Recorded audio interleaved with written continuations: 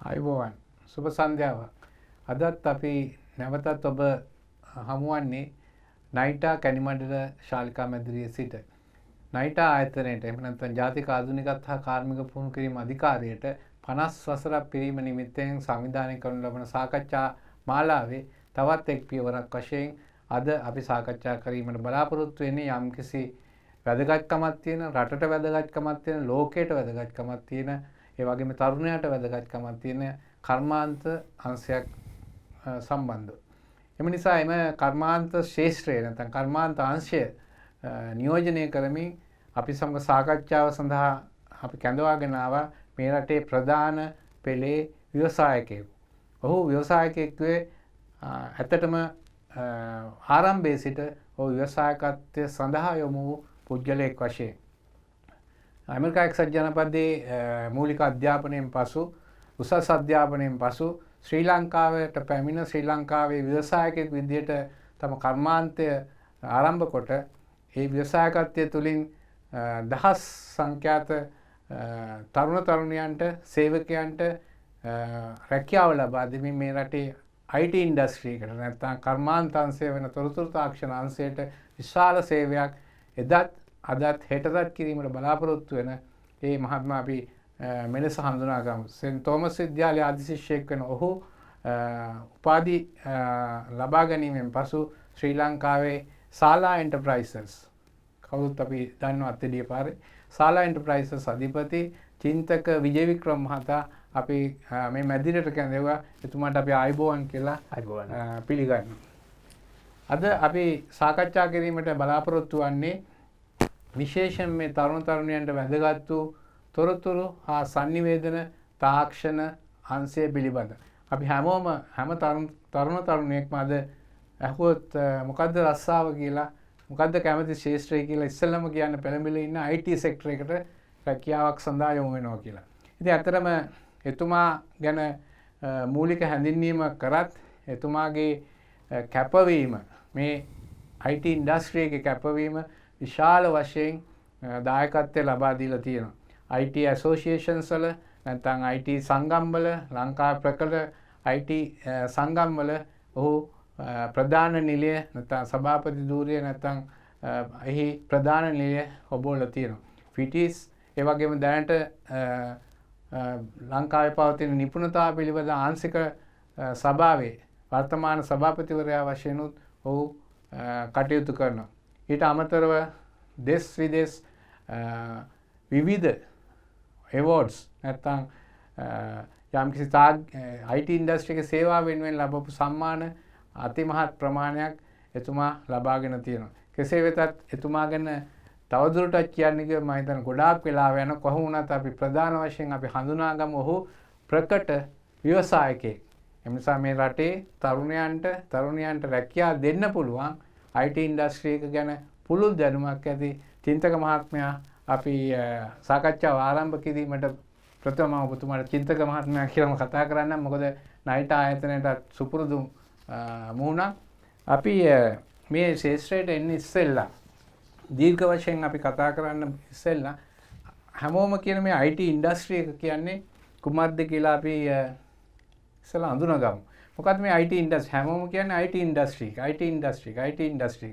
හැබැයි පුළුල් වශයෙන් අපි හැමෝම දන්නවා IT ඉන්ඩස්ට්‍රි කියන්නේ කම්පියුටර් භාවිතයෙන් කටයුතු කරන, sannivedanaya කරන ඒ වගේ ශාස්ත්‍රයක් කියලා. නමුත් ඔබතුමාගේ අත්දැකීම් අනුව ඔබතුමාගේ පුළුල් දැනුමත් එක්ක මේ IT ඉන්ඩස්ට්‍රි පිළිබඳ සරල විග්‍රහයක් කරන්න පුළුවන් නම් මම හිතන්නේ අපි ප්‍රේක්ෂකයන්ට ඒක වැදගත් වෙනවා.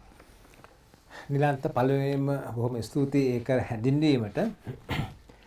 අපි IT ඉන්ඩස්ට්‍රි කියලා බලන්නේ ඇත්තට මේක සොෆ්ට්වෙයාර්ද, හાર્ඩ්වෙයාර්ද, ට්‍රේනින්ග්ද, එහෙම නැත්නම් කමියුනිකේෂන්ද කියලා නෙවෙයි. ඔක්කොම එකතු වුනහම තමයි මේ IT කියන එක හැදෙන්නේ. ICT කියන එක හැදෙන්නේ. අද මම අහන්න කැමති නිලන්ත අපේ ලෝකෙත් තියෙන ප්‍රධානම මේ සමාගම් බලමු. මම හිතන්නේ ධනවත්ම සමාගම තමයි මයික්‍රොසොෆ්ට් සමාගම. ඊළඟට Google. ඊළඟට එහෙම බැලුවොත් එහෙම අද තියෙන ලෝකේ ප්‍රධානම සමාගම් ඔක්කොම IT සමාගම් නේද? එතකොට අපට ලංකාවේ දැන් වැදගත් වෙනවා අපි ලංකාවේ ඒ වගේ සමාගම් තියෙනවද කිව්වොත් ඇත්තටම තියෙනවා.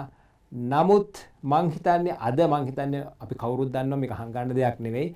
අපිට ආර්ථික දුෂ්කරතා තියෙනවා ලංකාවේ. ඒ වගේ යම් දුෂ්කරතා තියෙනවා. මේකට ප්‍රධානම හේතුවක් තමයි අපි IT අපි හරියට පාවිච්චි කරලා නැති එක. මං හිතන්නේ IT අපි හරියට පාවිච්චි කරා නම් අපට ඊට වැඩිය ලොකු ගමනක් තියෙනවා යන්න. ඉතින් ඇත්තටම ගත්තොත් එහෙම IT තමයි අද ඉස්සරහට යන ප්‍රධානම ශේෂ්ත්‍රයක් කියලා කිව්වොත් නිවැරදියි. අතන රජයේ ප්‍රතිපත්තියේත් මූලික තැන දීලා තියෙන මේ IT and digitalization ඒ කියන්නේ රජයේ ප්‍රතිපත්ති මාලාවේ ප්‍රධාන වශයෙන්ම අපි කතා කරනවා අපිට උපදෙස් දීලා තියෙනවා ආයතන වශයෙන් අපිට ක්‍රියාකාරී වෙන්න වෙලා කියලා උපදෙස් දීලා තියෙනවා. සියලුම ක්‍රමවේදයන් පුළුවන් තරම් ඩිජිටලයිස් කරන්න නැත්නම් IT based systems වලට හරවන්න. එතන ඔබතුමා කිව්වාගේ IT කියන එක නැතුවම බැරි ශේෂ්ත්‍රයක් කියලා තියෙනවා අද ලංකාව විතරක් ලෝකේ. අපි හිතමු අභ්‍යවකාශයට යනකොටත් ලංකාවේ සාමාන්‍යද කුඹුරට ගියත් මම හිතන්නේ එළවලු මාකට් එකට ගියත් ICT පාවිච්චි කරන තැනට පත් වෙලා තියෙනවා. ඒක අඩු වැඩි වශයෙන් රටේ තියෙන ආර්ථික තත්ත්වය, රටේ තියෙන සමාජ තත්ත්වය සහ රටේ තියෙන ICT පිළිබඳ තියෙන උනන්දුව සහ ඒකේ ලිටරසි එක නැත්නම් සාක්ෂරතාවය අනුව මේක අඩු වැඩි වශයෙන් සාකච්ඡා වෙනවා.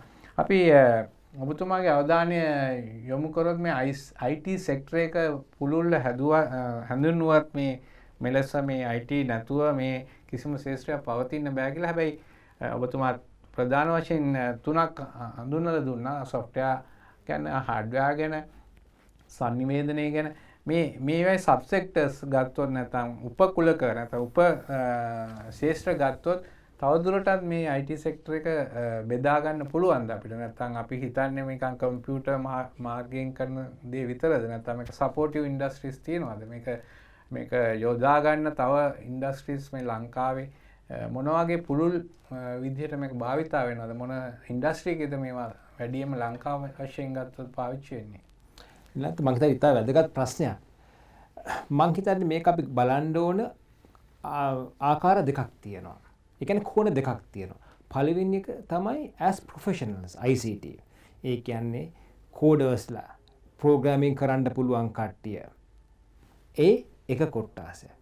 අනිත් කොට්ටාසය තමයි මම හිතන්නේ බහුතරයක් ඉන්නේ. ඒ තමයි ICT users-ලා. ඔය දෙකට අපි එකක් හැඩ බලන්න බෑ. අපිට ඇත්තටම වෙන් කරලා බලමු. දැන් ඔබතුමා මගෙන් ඇහුවා වගේ අපි ප්‍රොෆෙෂනල්ස්ලා ගැන කතා කරමු. අපි ප්‍රොෆෙෂනල් වෘත්තිකයන් ගැන කතා කරොත් එහෙම ඉස්සර අපි කිව්වා මෙයා සොෆ්ට්වෙයාර් ඉංජිනියර් කෙනෙක්. එහෙම නැත්නම් මෙයා හાર્ඩ්වෙයාර් ඉංජිනියර් කෙනෙක්. එහෙම නැත්නම් මෙයා කමියුනිකේෂන් ඉංජිනියර් කෙනෙක්. මෙයා ලංකාවේ තියෙන ප්‍රධාන කමියුනිකේෂන් ඒ කියන්නේ තියෙන ඩයලොග් හරි ටෙලිකොම් හරි එහෙම නැත්නම් හච් එකට හරි එයාටෙල් එකට හරි ඒ වගේ සමාගමකට වැඩ කරන කෙනෙක්. නමුත් මම කියනවා මෙතනින් එහාට දැන් අපිට යන්න වෙලා තියෙනවා. ඇයි ඒ? බලන්න අද කොච්චර දත්යන් ප්‍රමාණයක් අපි එකතු කරගන්නවද? එතකොට මේ දත්යන් අපි එකතු කරගත්තට මදි. ඒ දත්යන් වල ඊළඟට අපි විශ්ලේෂණය කරලා අපි තේරුම් ගන්න ඕනේ මේ දත්යන් වල තියෙන වලින් මොකක්ද කරන්න පුළුවන්. එතකොට අපිට ඩේටා සයන්ටිස්ට් කියලා කොටසක් ඇවිල්ලා තියෙනවා. ඊළඟට අද බලන්න අපි බැංකු කටයුතු අපි ඒ දවස්වල නම් හැමදාටම එහෙම නැත්නම් හැම සුමානේ බැංකුවට යනවා සල්ලි දාන්න. අද මම හිතන්නේ මාසෙකට සැරයක්වත් මං හිතන්නේ බැංකුවකට ගිහිලා නැහැ. හරි? ඒ කියන්නේ මගේ ඔක්කොම දත්තයන් සුරක්ෂිතව තියාගන්න ඕනේ. නැත්තම් ඕනෙකුට මගේ දත්තයන් ගන්න පුළුවන්. එතකොට data security කියන එක ලොකු දෙයක්. ඊළඟට අපි බලමු තව සබ්සෙක්ට් එකක්. අද කොච්චර බිස්නස් කරත් ඒ දවස්වල අපි ගතානුගතික විදියට තමයි අපි මාකටිං කරේ. අපි ඒ දවස්වල සෝෂල් මීඩියා ගැන අහලත් තිබුණේ නැහැ. අද ගොඩක් අපි බඩු ගන්නේ මං නම් සඳහන් කරන්නේ අපි ගන්නේ ඉන්ටර්නෙට් එකේ. ඉන්ටර්නෙට් එකේ මාර්ගගත ක්‍රම. ඉතින් එතකොට අපි මේ බඩු ගන්නකොට අපි දැනගන්න ඕනේ මේ බඩු ටික මාකටිං. එහෙම නැත්නම් කොහොමද මේක මේ ඉන්ටර්නෙට් එකේ ප්‍රචලිත කරන්නේ? එහෙම නැත්නම් මිනිස්සු කොහොමද මේ ප්‍රොඩක්ට්ස් ගැන දැනගන්නේ? ඩිජිටල් මාකටිං කියන එක වෙනම ඒරියාවක් වෙලා තියෙනවා.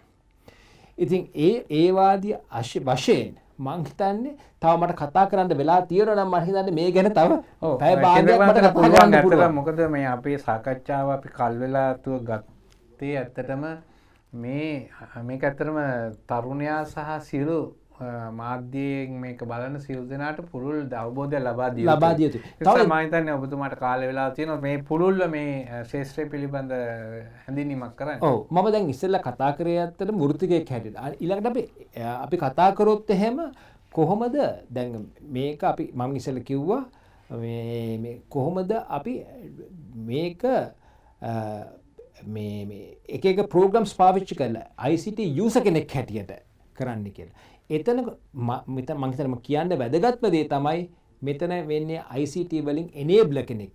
ඒ කියන්නේ enabler කියන්නේ මේකෙන් තම මොළ වෘත්තියට ගියත්, තමන් වෛද්‍ය වෘත්තියට ගියත්, තමන් ඉංජිනේරුවෙක් වුණත්, තමන් මේ ලෝයර් කෙනෙක් වුණත්, නීතිඥයෙක් වුණත් හැම වෘත්තියෙම අද අදාළ දෙයක් තමයි මේ ICT කියන එක.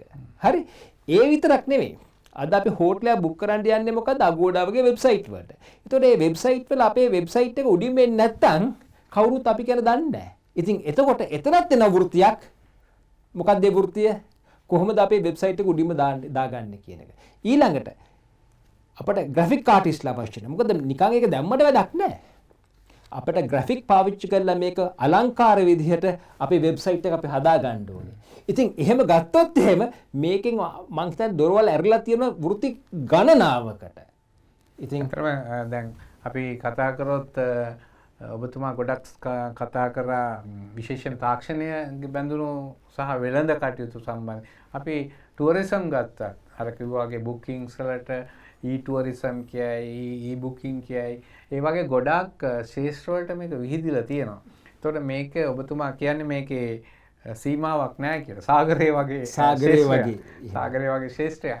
කෙසේ වෙතත් අපි රටක් වශයෙන් සහ ලෝකයේ ICT නැත්නම් IT සෙක්ටර් කියලා අපි පොදුවේ කිව්වොත් ඇත්තටම මොකද්ද මේ ජාත්‍යන්තර තත්ත්වය සහ ලංකාවේ තත්ත්වය? අපි ලංකාව ඉදිරියෙන්ද ලංකාව යම්කිසි ජාත්‍යන්තරයත් එක්ක මුහු වෙන්න පුළුවන් තත්ත්වයකද ඉන්නේ? ඉන්ඩස්ට්‍රි එකක් වශයෙන් ගත්තොත් මොකද්ද ඔබතුමාගේ ඒ සම්බන්ධය අදහස?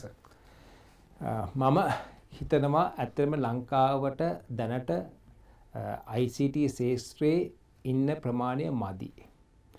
මම කියන වෘත්තිකයන් හැටියට අද ලංකාවේ සාමාන්‍ය 1,20,000ක් විතර ඉන්නවා වෘත්තිකයෝ. මම කියන්නේ ඩිරෙක්ට්ලි ඔය ප්‍රෝග්‍රෑමින් එහෙම කරන කට්ටිය ගැන. එතකොට ලංකාවට අද අවශ්‍ය වෙලා තියෙනවා ඊට වැඩිය ලොකු ප්‍රමාණයක්. අද මේ අවුරුද්ද ගත්තොත් එහෙම මේ අවුරුද්දෙත් අපට 20,000ක් විතර ICT ග්‍රැජුවේට්ස්ලා ඕනේ වෙනවා. ඉතින් කොහෙන්ද අපි මේගොල්ලන් හොයාගන්නේ? ඔයගොල්ලෝ දන්නවා ඩිග්‍රියක් අරගෙන එනකොට සාමාන්‍යයෙන් අවුරුදු 4ක් විතර ගත වෙනවා. එතකොට අපිට බස් එක මිස් වෙලා ඉවරයි. අපේ කම්පැනි වෙන රටවලින් ගිහිල්ලා මිනිස්සු ගේන්න වෙනවා මෙහාට. හරි? එතකොට අපිට මේ කට්ටියව මෙහෙ බිහි කරන්න පුළුවන්ද? ඔව් අපිට බිහි කරන්න පුළුවන්. හරි? ඉතින් අපි බලන්න ඕනේ ඇත්තටම ලොකු ඉල්ලුමක් තියෙන ශාස්ත්‍රයක් තමයි ICT ශාස්ත්‍රය. මං හිතන්නේ නිවැරදි කිව්වොත් එහෙම කිසිම වෙන ශාස්ත්‍රයකට වැඩිය ග්‍රැජුවේට් කෙනෙකුට ඉස්සෙල්ලම වැඩිම වැටුපක් ගන්න පුළුවන් ශාස්ත්‍රය මේක කිව්වොත් එහෙම. නිලන්ත. ඉතින් එහෙම ගත්තාම මේකට ලොකු ඉල්ලුමක් තියෙනවා ලංකාවේ විතරක් නෙවෙයි. අපි ලංකාවේ ICT ග්‍රැජුවේට් වුණොත් එහෙම අපට අද තියෙන ලොකු ප්‍රශ්නයක් තමයි බ්‍රේන් ඩ්‍රේන්. මොකද බ්‍රේන් ඩ්‍රේන් කියන්නේ? මේගොල්ලන්ට ලොකු ඉල්ලුමක් තියෙනවා අනිත් රටවල. බුද්ධි ගාලනේ අන්න හරි. එතකොට බලන්න අනිත් රටවලින් මේගොල්ලන්ට කොච්චර ඉල්ලුමක් තියෙනවද කියලා. ඉතින් ඒගොල්ලෝ ලංකාවේ ඉන්න කැමති නැත්නම් ඒගොල්ලන්ට පුළුවන් වෙන රටක ගිහිල්ලා කියන්නේ ওই දිගුණු රටවලට ගිහිල්ලා රැකියාවක් කරන්න. දැන් මම දන්න හැබැයි අපි ඒක ප්‍රොමෝට් කරන්නේ නැහැ. අපි ඒක ප්‍රොමෝට් කරන්නේ නැහැ. ඇත්තටම ඔබතුමාලගේ මේ ශාස්ත්‍රයේ මේ කඩාගෙන වැටෙනවා. අපි හදන්නේ පුළුවන් තරම් ඒ කට්ටියව ලංකාවේ ඉඳගෙන ලංකාවේ ව්‍යාපාරවලට සම්බන්ධ වෙලා ලංකාවේ මේවා ඩෙවලොප් කරලා හරිද? අපි මේක මේ ඇත්තටම මෙහෙන් ප්‍රෝග්‍රෑම්ස් ඩෙවලොප් කරලා ඒ රටවලට කේටර් කරන විදිහට අපි හදන්නේ. එතකොට අපිට මම හිතන්නේ ඒ රටවලට යන්න ඕනේ නැහැ. මොකද අනිත් එක තමයි විශේෂ දෙයක් තියෙන මේ IT වල IT කවුරුත් කියන්නේ නැහැ මේ රටේ ඉන්න ඕනේ කියලා. දැන් අපට ප්‍රොඩක්ටයක් ලංකාවේ ඉඳලා නිර්මාණය කරලා ලංකාවේ ඉඳලා දිනු කරලා ලංකාවේ හදලා අපිට ඒ රටට අලෙවි කරන්න පුළුවන්. ඉතින් ඒක තමයි අපිට අනිත් තියෙන බෙනිෆිට් එක. ඉතින් අපිට ඕන හොඳ ව්‍යවසායික කට්ටියක් අපේ ප්‍රොඩක්ට්ස් ටික ඒ රටවල ගිහිල්ලා මාකට් කරන්න. එහෙම කරනවා නම් අපිට මෙහෙ ඩෙවලොප් කරලා අපට පුළුවන් ඒ තැන්වලට මාකට් කරලා ඔබතුමා කිව්වා ICT සෙක්ටර් එකේ මෙහෙ ඉන්නම ඕනේ නැහැ. මෙහෙ එකක් එහෙ ඉඳන් කරන්න පුළුවන්, එහෙ එකක් මෙහෙ ඉඳන් කරන්න පුළුවන්. ඒ වගේම මේ ICT අධ්‍යාපනයට ගියත් අපිට මේ ක්ලාස් රූම් එකක ඉන්න ඕනේ නැහැ. ඒක නිසා මේ ලංකාවේ ඇත්තටම මම අහන ප්‍රශ්නේ ඔබතුමා නැවතත් මම පෙරලා අහන ප්‍රශ්නේ ලංකාවේ IT ඉන්ඩස්ට්‍රි එක නැත්නම් ලංකාවේ ICT සෙක්ටර් එකේ කන්ට්‍රිබියුෂන් එක මොකක්ද දලදේශ නිෂ්පාදනය නැත්නම් කොච්චර ලංකාවේ රෙවෙනියු එකක් වශයෙන් ඔබතුමාගේ එස්ටිමේට් අනුව සහ බලාපොරොත්තු වෙන එස්ටිමේට් අනුව ලංකාවේ කොහොමද කන්ට්‍රිබියුෂන් එක ICT සෙක්ටර් එකේ මොකද අපි දන්නවා කෘෂි කර්මාන්තික රටක් කෘෂි කර්මාන්තයෙන් සහ වැවිලි කර්මාන්තයෙන් එන ආදායම ඇඟලුම් කර්මාන්තයෙන් එන ආදායම ඊට පස්සේ විශේෂයෙන්ම පහුගිය කාලේ මේ කොවිඩ් වලට ඉස්සෙල්ලා ගත්තොත් සංචාරක කර්මාන්තයෙන් එන ආයෝජන ආදායම එක කම්පෙයාර් කරනකොට නැත්නම් ඒ කියන්නේ සංසන්දනය කරනකොට මොන වගේ තැනකද මේ ICT සෙක්ටර් එකෙන් ලංකාවේ ආදායමට දායකත්වය ලබා ගන්න. දැන් මේකට ඇත්තටම කාරණා අපි දෙවිදියට බැලුවොත් එහෙම ලංකාවට අද 4 වැඩියම ආදායම ගේන්නේ software development එහෙම කර software development එකේ. එතකොට අපි මෙච්චර ආදායමක් අපිට ගේන්න පුළුවන් නම් ලංකාවට ඇයි අපි තව ටිකක් මේක අපි ව්‍යාප්ත කරන්නේ නැත්තේ? ඒ එකක්. අනිත් එක තමයි අපි ලංකාවේ අපට දැන් අපි හිතමු ඇඟලුම් කර්මාන්තය කියලා. ඇඟලුම් කර්මාන්තයේ ගොඩක් තියෙන අමුද්‍රව්‍ය කියන්නේ රෙදි හැම අපි පිටරටින් ගෙනල්ලා මෙහෙ ඒකට වැලියු ඇඩිෂන් එකක් කරලා තමයි අපි අරින්නේ. නමුත් අපි software develop කරනකොට අපි පිටරටින් ගේන්න දෙයක් නැහැ.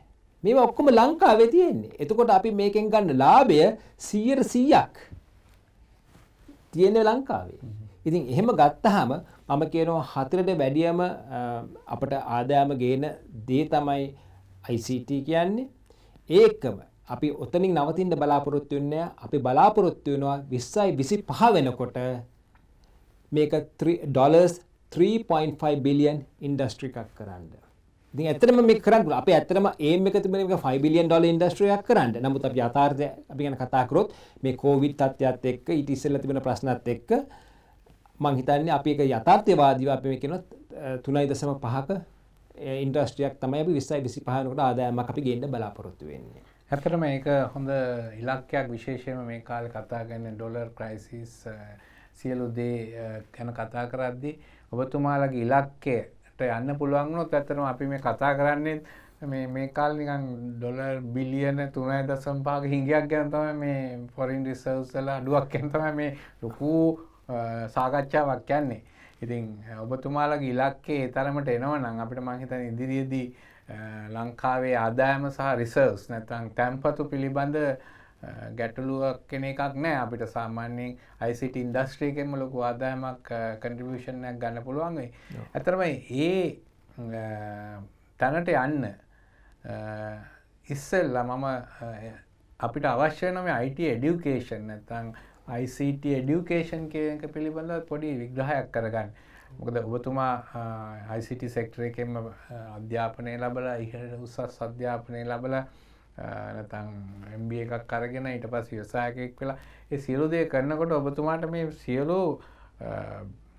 දර්ශනය ඔබතුමා දන්නවා. මේ IT එඩියුකේෂන් කොතනද ලංකාවේ තියෙන්නේ? අපි දැන් නයිට් එක ගත්තත්, TT එක ගත්තත්, ටෙක්නිකල් කොලෙජ් ගත්තත්, යුනිවර්සිටිස් ගත්තත් විවිධ මට්ටම් වලින් මේ ICT එඩියුකේෂන් එකද ප්‍රයිවට් සෙක්ටර් එක ගොඩාක් මේකට ඉන්වෝල්ව් නැත්නම් සම්බන්ධ වෙලා තියෙනවා. ඉතින් මේ IT එඩියුකේෂන් එක මොකක්ද ඇත්තටම? මේ ලංකාවේ IT එඩියුකේෂන් හොඳයිද? මොකක්ද මේ IT එඩියුකේෂන් එකකින් අපි බලාපොරොත්තු වෙන්නේ? මම ඇත්තට විවෘතව කතා කරන්න මෙතන බලාපොරොත්තු වෙනවා. ඔයගොල්ලෝ දන්නවා ICT කියන ශාස්ත්‍රය නිතරම වෙනස් වෙන ශාස්ත්‍රයක්. ඉතින් නිතරම වෙනස් වෙන ශාස්ත්‍රයක් නම් අපි හැමදෙස්සෙම අලුතෙන් මොනවද තියෙන්නේ කියලා දැනගන්න ඕනේ. අපි එතන ඉන්න ඕනේ. අපි පරණ දේවල් ඉගෙනුවොත් මොකද්ද වෙන්නේ? අපි කාටවත් අවශ්‍ය නැති මේ ශිෂ්‍යෙක් තමයි බිහි කරන්නේ. ඉතින් මම කියනවා අපේ පංගුවක් කරිකියුලම්ස් මං හිතන්නේ දැන් වෙනස් කරන්න කාලය ඇවිල්ලා තියෙනවා. ඇත්තටම කාලය ආවේ අවුරුදු ගානකට ඉස්සෙල්ලා. අපි NEQ මම හිතන්නේ ඔයගොල්ලෝ දන්නවා NEQ level 3 4 5 7 කිව්වොත් එමේ විශ්වවිද්‍යාල මට්ටමටම තියෙනවා. ඉතින් ඒ වගේ curriculums මං හිතන්නේ outdated. ඉතින් මම ඉන්ඩස්ට්‍රි එකේ පුද්ගලයෙක් හැටියට මට තියෙන ප්‍රශ්නයක්. මට මේ ඉන්ඩස්ට්‍රි එකෙන් එන කට්ටිය මට මගේ ආයතනෙට ගන්න පුළුවන්ද? මම ඇත්තටම කියනවා. ඒ කියන්නේ ඔබතුමා කියන්නේ ආයතනයේට නැත්නම් රැකියාවක් කරන්න යන පුද්ගලයන් නැත්නම් ICT ග්‍රැජුවේට්ස්ලා මොන මට්ටමේ වුණා level 3 වෙන්න පුළුවන් උපාධිධාරීන් වෙන්න පුළුවන් මොන ශේෂ්ත්‍රයාවත් මේ මිස්මැච් එකක් නැහැ නොගැලපීමක් ඉන්ඩස්ට්‍රි එකට තියෙනවා අනිවාර්යයෙන්ම තියෙනවා. ඉතින් ඔතන මං හිතන්නේ අපි ඉස්සෙල්ලාම බලන්න ඕනේ මෙතන කරිකියුලම් එක ඉස්සෙල්ලා මං කිව්වා වගේ මේ ගන්නන්න භාවිතා කරන විෂයමාලා. මොකද ඒක ඉන්ඩස්ට්‍රි එකට ඕන දෙයක්ද? මොකද දවසන්තර කවුද මේ ජොබ් එක දෙන්නේ? අපි මං හිතන්නේ අපි මේ මෙතනින් එළියට එන්න ඕනේ. අපි මේ කොලයක් ගත්තා, ඩිග්‍රියක් ගත්තා කියන තැනින් අපි එළියට එන්න ඕනේ. මං හිතන්නේ දවසන්තිමේ කොලේ ගත්තට වැඩක් නෑ. අපි ඒක ඒ කොලේට සාධාරණයක් කරන්න බැරි නම්. ඒක අපි ඉගෙන ගත්තේ ඒවා අද ලංකාවට අවශ්‍ය නැත්තම්, ලෝකෙට අවශ්‍ය නැත්තම් මොකටද? ඉතින් මම කියනවා අපි එතනින් එළියට එමු. හරි අපි ප්‍රායෝගික ජීවිතය දකින්න ඕනේ. අපි ප්‍රායෝගික ඕන එකක් දකින්න ඕනේ. එහෙම දැක්කොත් තමයි අපිට ඉස්සරහට යන්න පුළුවන්. ඉතින් මං හිතන්නේ පළවෙනිදී අපි පටන් ගන්න ඕනේ අපේ කරිකියුලම් එක ICT කරිකියුලම් එක රිවයිස් කරන්න ඕනේ. ඒක අද ඉන්ඩස්ට්‍රි එකට ඕන දේද සපයන්නේ කියලා බලන්න ඕනේ. ඒතකොට අපි මේ ඉන්ඩස්ට්‍රි එක ගැන කතා කරා විවිධ අංශ ගැන. එතකොට මේ විවිධ අංශ වලට අපි ස්ටඩි එකක් කරලා තියෙනවද? අපි ස්කිල් ගැප් ඇනලිසිස් එකක් හරියට කළා එක එක ශේෂ්ත්‍රවලට මෙච්චර ප්‍රමාණයක් තමයි අවශ්‍ය කියලා අපි තේරුම් ගන්න ඕන රටක් හැටියට. ඒකට අවශ්‍ය තමයි අපි කියන්නේ. නැත්නම් අපි එහෙකට අවශ්‍ය ප්‍රමාණයට වැඩි ප්‍රමාණයක් අපි එළියට දායි අපේ යුනිවර්සිටිස් වලින්. එහෙම නැත්නම් අපි ට්‍රේනින් කොලෙජස් වලින්. ඊට පස්සේ අපි කියනවා ළමයි කියනවා අනේ අපිට ජොබ් නැහැ කියලා. අපි කියනවා ඉන්ඩස්ට්‍රි එක හැටියට අනේ අපිට ළමයි නැහැ කියලා. අපිට පාස් අවුට්ස් නැහැ. පාස් අවුට් ඉස්සලා අපිට ගන්න නැහැ කියනවා. හරි. ඉතින් මේක ඉස්සෙල්ලා අපි කළා මම හිතනවා අපි මේ නයිට් එකත් එක්ක ටීවත් එක්ක එකතු වෙලා අපි කරා හොඳ ස්කිල් ගැප් ඇනලිසිස් එකක්. එතකොට ඒක අපි හොඳට මේ හොඳට බලලා අධීක්ෂණය කළා. මේකේ මොනවද කොහෙද මේ ස්කිල් ගැප්ස් තියෙන්නේ කියලා. අපි තේරුම් අරගෙන මං හිතන්නේ ඒකට අපි පිළියමක් හෙව්වොත් මං හිතන්නේ අපිට ජයග්‍රහණය කරා යන්න පුළුවන්. ඇත්තටම ඔබතුමා මං පසු ආසන්න හිටපු තැනකට ගෙනියන්න හිටපු තැනකට ඔබතුමා පොඩ්ඩක් ප්‍රවේශයක් දුන්නා. කෙසේද මං ඔබතුමා නියෝජනය කරන නැත්නම් ඔබතුමා එහි සභාපතිත්වය දාන ICT ස්කිල් සෙක්ටර් කවුන්සිල් කියන එක. එහෙම නැත්නම් තොරතුරු සහ sannivedana තාක්ෂණ නිපුණතා කර්මාන්ත නිපුණතා ආංශික සභාව. එනිසා ඔබතුමා ඒ පුටුවේ ඉඳගෙන බැලුවොත් ඔබතුමා එතෙන්ද නිපුණතාව ගැන තමයි වැඩිම අවධානය යොමු කරන්නේ. ඔබතුමා කිව්වා විශේෂයෙන්ම ස්කිල් ගැප් ඇනලිසිස් එක නැත්නම් නිපුණතාවයේ ඌනතා පිළිබඳ සොයා බැලීමේ යම්කිසි සමීක්ෂණයක් කරා කියලා. ඒකේ අපි පොදුවේ තරුණ ළමයි අහන් ඉන්නවා මොන වගේ දෙයක්ද එකකින් විශේෂිතව දැකපු ගැප්ස් තිබුණාද එතෙන්දී ඔබතුමාගේ සමීක්ෂණ වාර්තාවට අනුව? ඔව් සෑහෙන්න තිබුණා. ඇත්තටම අපි දැක්කා අවුරුද්දකට ළමයි 50000ක් විතර එනවා ICT ඉගෙන ගන්න. මේකෙන් සමහර 28000ක් විතර එනවා මම මේ කතා කරන්නේ වොකේෂනල් සෙක්ටර් එක ගැන. 28000ක් විතර වෙනවා නයිටා ටීව් එකකින් එහෙම ගාමන් සෙක්ටර් එකකින් එනවා. තව එනවා 20000 ගාණක් එනවා ප්‍රයිවට් සෙක්ටර් එකකින්. එතකොට දැන් මේගොල්ලෝ ඇවිල්ලා දවසන්ත කියන්නේ අවුරුද්දක් හරි දෙකක් හරි අවුරුදු 4ක් හරි නිම කළා මේගොල්ලෝ බලනවා දැන් ජොබ් එකක් ගන්න පුළුවන්ද කියලා. මේ විශේෂයෙන් මම මේ කතා කරන්නේ වොකේෂනල් සෙක්ටර් එක ගැන. එතකොට දැන් මේගොල්ලන්ට අවුරුදු දෙක ඩිප්ලෝමා එකක් හරි එහෙම එකක් කළා ඊළඟට ජොබ් එකක් ගන්න අසිරු තත්ත්වයක් උදා වෙලා තියෙනවා. මොකද අර මං ඉස්සෙල්ලා කියපු කාරණා නිසා.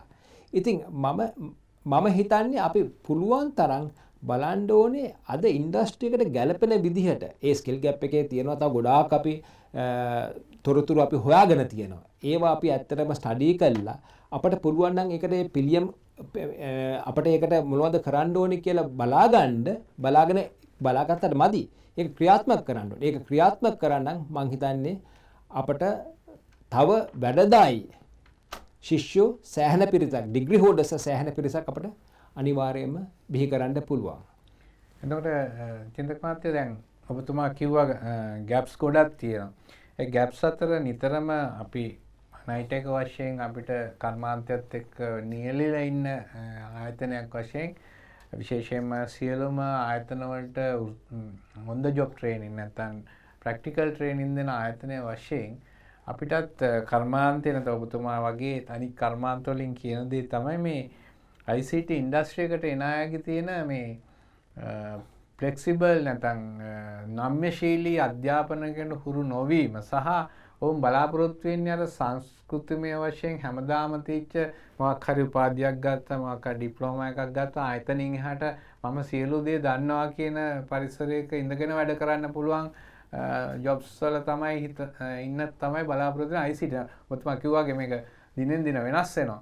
අපි කොහොමද මේ තරුණයෙකුට මැසේජ් එකක් දෙන්නේ නැත්නම් පණිවිඩයක් දෙන්නේ ඔහු ICT සෙක්ටර් එකට එනවා නම් මොන වගේ සූදානමක් ඔහුට තිබිය යුතුද කියලා? මං හිතන්නේ ඊළඟට අපි නම් මෙතෙන්ට ඇවිල්ලා තියෙන ගොඩක් කට්ට කාලා ඇත්තම කියන්න. හරි. අද මං හිතනවා දෙමව්පියෝ ලොකු වරදක් කරන මම ඇතුළුව හරි අපි ළමයින්ට ඔක්කොම දෙන්න හදනවා. ඒ පහසුකම් දුන්නට පස්සේ ළමයි ඇත්තටම දුෂ්කර මොකක්ද දුෂ්කර කියලා ඇත්තටම දන්නේ නැහැ. මං හිතන්නේ අපට මම දකින එකක් තමයි එතනින් අපි බැහැර වෙන්න ඕනේ. අපි ගොඩාක් ඉස්සෙල්ලා ගිහිල්ලා කම්පැනි එකට ගිහිල්ලා what can the company do for me නෙමෙයි අපි අහන්න ඕනේ. what can we do for the company කියලා අහන්න ඕනේ. හරි. එතනින් තමයි අපි පටන් ගන්න ඕනේ. එතනින් පටන් අරගෙන ඔයා වැඩදායි පුද්ගලයෙක් නම් කිසිම ආයතනයක් මං හිතන්නේ ලංකාවේ හරි ලෝකේ හරි ඔයාව එතනින් අරින්නේ නැහැ. හරිද? අපි ඇත්තටම අපිට ඕනේ වැඩදායි පුද්ගලයෝ. ඉතින් ඒකෙන්ද අපි පටන් ගන්න ඕනේ එතනින්. ඉතින් ඕගොල්ලෝ කවුරු ඩිග්‍රියක් අරගෙන එතනින් පටන් ගන්නවා නම් මම කියනවා ඉස්සෙල්ලාම බලන්න පුළුවන් තරම් ඕගොල්ලන්ගේ දැනුම පාවිච්චි කරලා ආයතනයේ ප්‍රයෝජනයක් වෙන විදිහට වැඩක් කරලා පෙන්නන්න. හරිද? එතකොට එතන ඉන්න කම්පැනි එක ඔයා ගැන මෙන්න විදිහකට බලයි. හරිද? අපි කරන අපෙන් දැකලා තියෙන ගොඩාක් ග්‍රැජුවේට්ස්ලා ආවට පස්සේ අපිට අපෙන් අහන්නේ මොනවද අපිට ආයතනයට කරන්න පුළුවන් කියලා. වැඩක් කළා පෙන්නන්න ඊට පස්සේ ඒක සාධාරණයක් වුණ නැත්නම් මම කියනවා අනිත්තන් බලන්න කියන එක. අන්න එතනින් අපි පටන් ගමු. එතනින් පටන් අරගෙන මේ ශාස්ත්‍රය නිතරම වෙනස් වෙන ශාස්ත්‍රයක්. ඉතින් ඒකින්ද අපි හැමදෙස්සෙම මේ ශාස්ත්‍රය අලුත් මොනවද කියලා විමසිල්ලෙන් ඉන්න ඕනේ. දැන් මට මතකයි ඇත්තටම නිලන්ත මම හිතන්නේ පෙන් ඩ්‍රයිව් එක අවුරුදු දැන් 15කට විතර ඉස්සෙල්ලා තමයි ලංකාවට හඳුන්වලා දුන්නේ. අද පෙන් ඩ්‍රයිව් එක ගැන දන්නේ නැති එක්කෙනෙක් නැහැ. එදා අපි පෙන් ඩ්‍රයිව් එකක් ගැන කතා කරපුවාම එහෙම නැත්නම් USB stick එකක් ගැන අපි කතා කරපුවාම මම හිතන්නේ පටන් ගත්තා අපි 4MB GB ගෙනෙම අපි කතා කරේ. හරි. එතකොට ගොඩක් කට්ටියට තිබෙන ප්‍රශ්නයක් තමයි මොකද මේ පෙන් ඩ්‍රයිව් එකෙන් කරන්න පුළුවන් කියලා. හරි. ඉතින් මම මේ උදාහරණයක් හැටියට ගත්තේ හැමදෙස්සෙම මේ ටෙක්නොලොජි එක වෙනස් වෙනවා. ඉතින් මේ ටෙක්නොලොජි එකත් අපි හිටියොත් තමයි අපට මේ ශාස්ත්‍රය මම විශේෂයෙන් කියන ICT ශාස්ත්‍රය ගැන සම්බන්ධව. හරි. එතකොට තමන් සොෆ්ට්වෙයාර් කරත් හાર્ඩ්වෙයාර් කරත් ඒ ඕනම තැනක අපට අපේ පැවැත්මක් තියෙන්නේ මේ ශාස්ත්‍රයේ. ඒකම මම මෙතන ඉතා සුළුවෙන් ඔයගොල්ලන්ට ටච් කරනවා soft skills.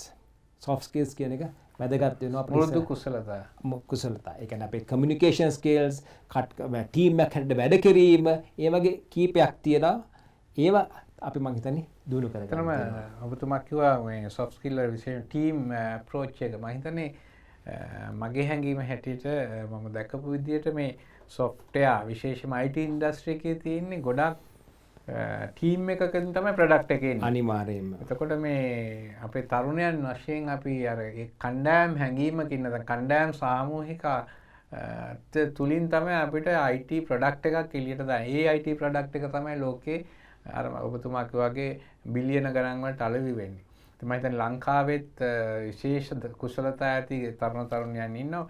ඔබතුමා ඒ ගැනත් පොඩ්ඩක් අපි විශේෂම තරුණයන්ට උනන්දු වීම සඳහා යමක් ප්‍රකාශ කර ලංකාවේ තරුණයා කොහොමද ජාත්‍යන්තරේ ජය ගන්න කටයුතු කරන්න කියලා යම්කිසි අත්දැකීමක් ඔබට ඇති කියලා මම හිතනවා. ඇත්තටම ලංකාවේ ඉන්න ඉතාම දක්ෂ software පැත්තෙන්. දැන් මම පරිගණක සංඝයේ සභාපති හැටියට හිටපු කාලේ වුණත් මම දන්නේ නැහැ මෙච්චර කම්පනීස් ලංකාවේ ඇමරිකාවට සහ යුරෝප් වලට software හදනවා කියලා. මම හිතන්නේ නිවැරදි දාස්කාන කම්පනිස් ලංකාවේ තියෙනවා. දැන් ඒ දවස්වල තමයි අපි කියන්නේ කම්පනි එකක ඉන්නවා 100ක් 500ක් software engineer. අද තියෙන පොඩි කට්ටිය එකතු වෙලා මොකද ඉස්සරට වැඩිය ලොකු දෙයක් අද කරන්න පුළුවන්. ඒ කට්ටිය එකතු වුණාම 5 දෙනෙක් 10 දෙනෙක් 15 දෙනෙක් ඒ කණ්ඩායම හැටියට ලෝකේ මං හිතන්නේ ප්‍රධානම සමාගම් වලට software හදනවා. ඉතින් එහෙම කරන්න පුළුවන් නම් අපිට ලංකාවේ අධ්‍යාපනය අරගෙන ගිය කට්ටියට මොකද එහෙ ඉඳලා ගෙනල්ලා නෙමෙයි මෙහි ලංකාවේ අධ්‍යාපනය අරගෙන කරන්න පුළුවන් කට්ටිය නෝ නම් ඇයි ඔයගොල්ලන්ට බැරි වෙන්නේ? ඒකයි මම අහන්නේ අපට හිත තියනවා නම් කරන්න බැරි දෙයක් නෑ. මම ඇත්තටම තා ප්‍රශ්නයක් ඔබතුමාට යොමු කරන මේක ඔබතුමා මම හිතන අත්දැකීමෙන් උත්තර දෙයි. මේ IT ඉන්ඩස්ට්‍රි එකට පැමිණෙන තරුණයා හෝ කවුරු හෝ වයස් මට්ටම ගැන මට අදහසක් නෑ. නමුත් ඔබතුමාගේම තමයි මම ගහන්නේ මේ IT ඉන්ඩස්ට්‍රි එකට මෙන්න මේ වගේ තරුණයෝ විතර දෙන්න පුළුවන්. නැත්තම් මේක විවෘත අධ්‍යාපන ශාස්ත්‍රයක්ද? නැත්නම් සමහරක් අපි දන්නවා දොස්තර කෙනෙක් වෙනවා අපි දන්නවා බයොලොජිකල් ස්ට්‍රීම් එකේ A level කරලා එහෙම යන්න ඕනේ. ඉංජිනේරුවෙක් වෙනවා කියලා හිතුවොත් මැත්ස් ස්ට්‍රීම් එකේ ගිහිල්ලා එහෙම යනවා. දැන් ටෙක්නොලොජි ස්ට්‍රීම් එකකුත් තියෙනවා. මම කියන IT සෙක්ටර් එක විවෘත ශාස්ත්‍රයක්ද අධ්‍යාපනයේ සඳහා නැත්නම් යම් කිසි කණ්ඩායමකට මෙන්න මේ වගේ ළමයින්ට විතරයි මේක කරන්න පුළුවන් කියලා එහෙම තියෙනවද මොකක් හරි බාධාවක්? එහෙම කිසිම බැරි එකක් නෑ. නමුත් යම් තමාට ඒකට කැමැත්තක් තියෙනවා නම් අනිවාර්යයෙන්ම ඒක ජය ගන්න පුළුවන්. නමුත් IT ශාස්ත්‍රයේ යම් කිසි විදියට නියවිලා හිටියානම් ඒකත් උපකාරකයක් වෙනවා. නමුත් ඒක අත්‍යවශ්‍ය කාරණාවක් නෙවෙයි. මම දන්නවා ගොඩක් කට්ටිය මෙඩිසින් කරලා ඊළඟට IT වලට ආපු කට්ටිය. ඉතින් ඒකයි මම නැවතත් කියන්න ඕනේ. තමන් මෙඩිසින් වල ඉඳලා IT වලට ආවා නම් මෙඩිසින් සම්බන්ධව තියෙන software හදන්න ලේසි වෙනවා. තමන් ඉංජිනේරින් කරා නම් ඊට පස්සේ IT සම්බන්ධව කරන්න උපකාරකයක් වෙනවා. ඉතින් ඒ වගේ තම මොළ ශාස්ත්‍රයේ හිටියත් තමට ඇල්මක් තියෙනවා IT සම්බන්ධව ඒකට මේ ශාස්ත්‍රයට එන්න පුළුවන්. ඒ කියන්නේ IT කියන එක අපි කුලක භාෂාවෙන් කතා කරොත් IT අර මධ්‍ය කුලකේ ඉන්න ශාස්ත්‍රයක් වෙලා අනිවාර්යයෙන්. මම දන්නවා දැන් ඉස්සර නම් මට දැනගන්න තිබුණු දේ තමයි නැත්නම් දැකපු දේ තමයි වෛද්‍යවරු ඇකවුන්ටන්සි කරන්න ගියා. කාලයක් එහෙම තිබුණා නේද? ඉංජිනේරුවරු වෙන ශේෂ්ඨ ලෝයර්ස්ලා වෙන්න ගියා. අර ඔබතුමා කිව්වාගේ ඔබතුමා කිව්වාගේ සමහරක් ඉඩම් ප්‍රශ්න, මැනුම් ප්‍රශ්න ඕවා එනකොට ලෝයර්ටත් ලොකු ඩිමාන්ඩ් එකක් තියෙනවා. IT කියන එක දැන් ඩොක්ටර්ස්ලා ඉගෙන ගන්නවා. දැන් e-channeling prescribe කරනවා ඩොක්ටර්ස්ලා මට දන්න තරමින් ලෙඩා සෝදිසි කිරීම පවා අද තාක්ෂණය භාවිතා කරලා කරනවා.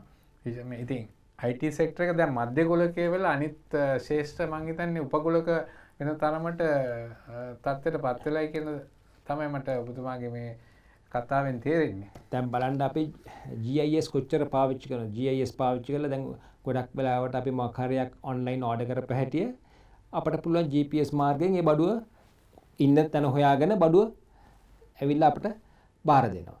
ඉතින් ඒ වගේ දැන් ඉඩම් ගන්නකො ඉඩම් මනින්ද ඉදිරියේදී අර අපිට GIS පාවිච්චි කරන්න පුළුවන්. සමීක්ෂණ කරන්න අපිට GIS පාවිච්චි කරන්න පුළුවන්. ඉතින් ඒ වගේ මේකේ යන්න පුළුවන් පැති අනන්තයි. ඒ තත්ත්වයටතේ චින්තක මහත්මයා දැන් ලංකාවේ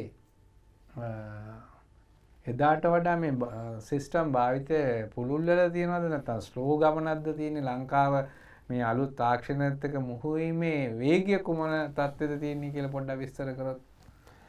ඇත්තටම අපට එඩියුකේෂන් කියන එක අත්‍යවශ්‍ය දෙයක් නේ. Zoom තාක්ෂණය ආවට පස්සේ ඇත්තටම Zoom තාක්ෂණය එන්නේ ඉස්සෙල්ලා මේ වගේ වෙන තාක්ෂණ ක්‍රම කීපයක් තිබුණා. මම මේ උදාහරණයකට ඔයගොල්ලෝ අපි දන්න Zoom පාවිච්චි කළා. අද ඒ දවස්වල අපිට තිබෙන ලොකුම ප්‍රශ්නයක් තමයි ගමට තාක්ෂණය ගෙනියන්නේ කොහොමද කියලා. අධ්‍යාපනය ගමට ගෙනියන්නේ කොහොමද කියලා. හරි. මොකද ගත්තොත් එහෙම ඔක්කොම කට්ටිය පොර කනවා කොළඹට ඇවිල්ලා කොළඹ ඉස්කෝලවල ඉගෙන ගන්න.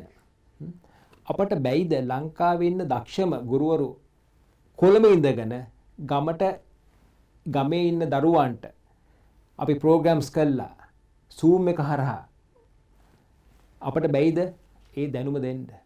ඉතින් ඉස්සර හිතන්න අපි තිරුකුණමලේ ඉන්න කාට හරි එහෙම නැත්නම් ජාපනයේ ඉන්න මාතරේ ඉන්න මෙහාට දැන් එන්න ඕනේ නැහැ. අපිට ඒ දැනුමම අපට පුළුවන් කොළඹ ඉඳලා දැන් මේ කොරෝනා තත්ත්වයට පස්සේ උන ලොකු වෙනසක් තමයි මේක. ඒ දවස්වල ගොඩක් කට්ටිය මේ Zoom තාක්ෂණය එහෙම ගැන දැනන් හිටියේ නැහැ.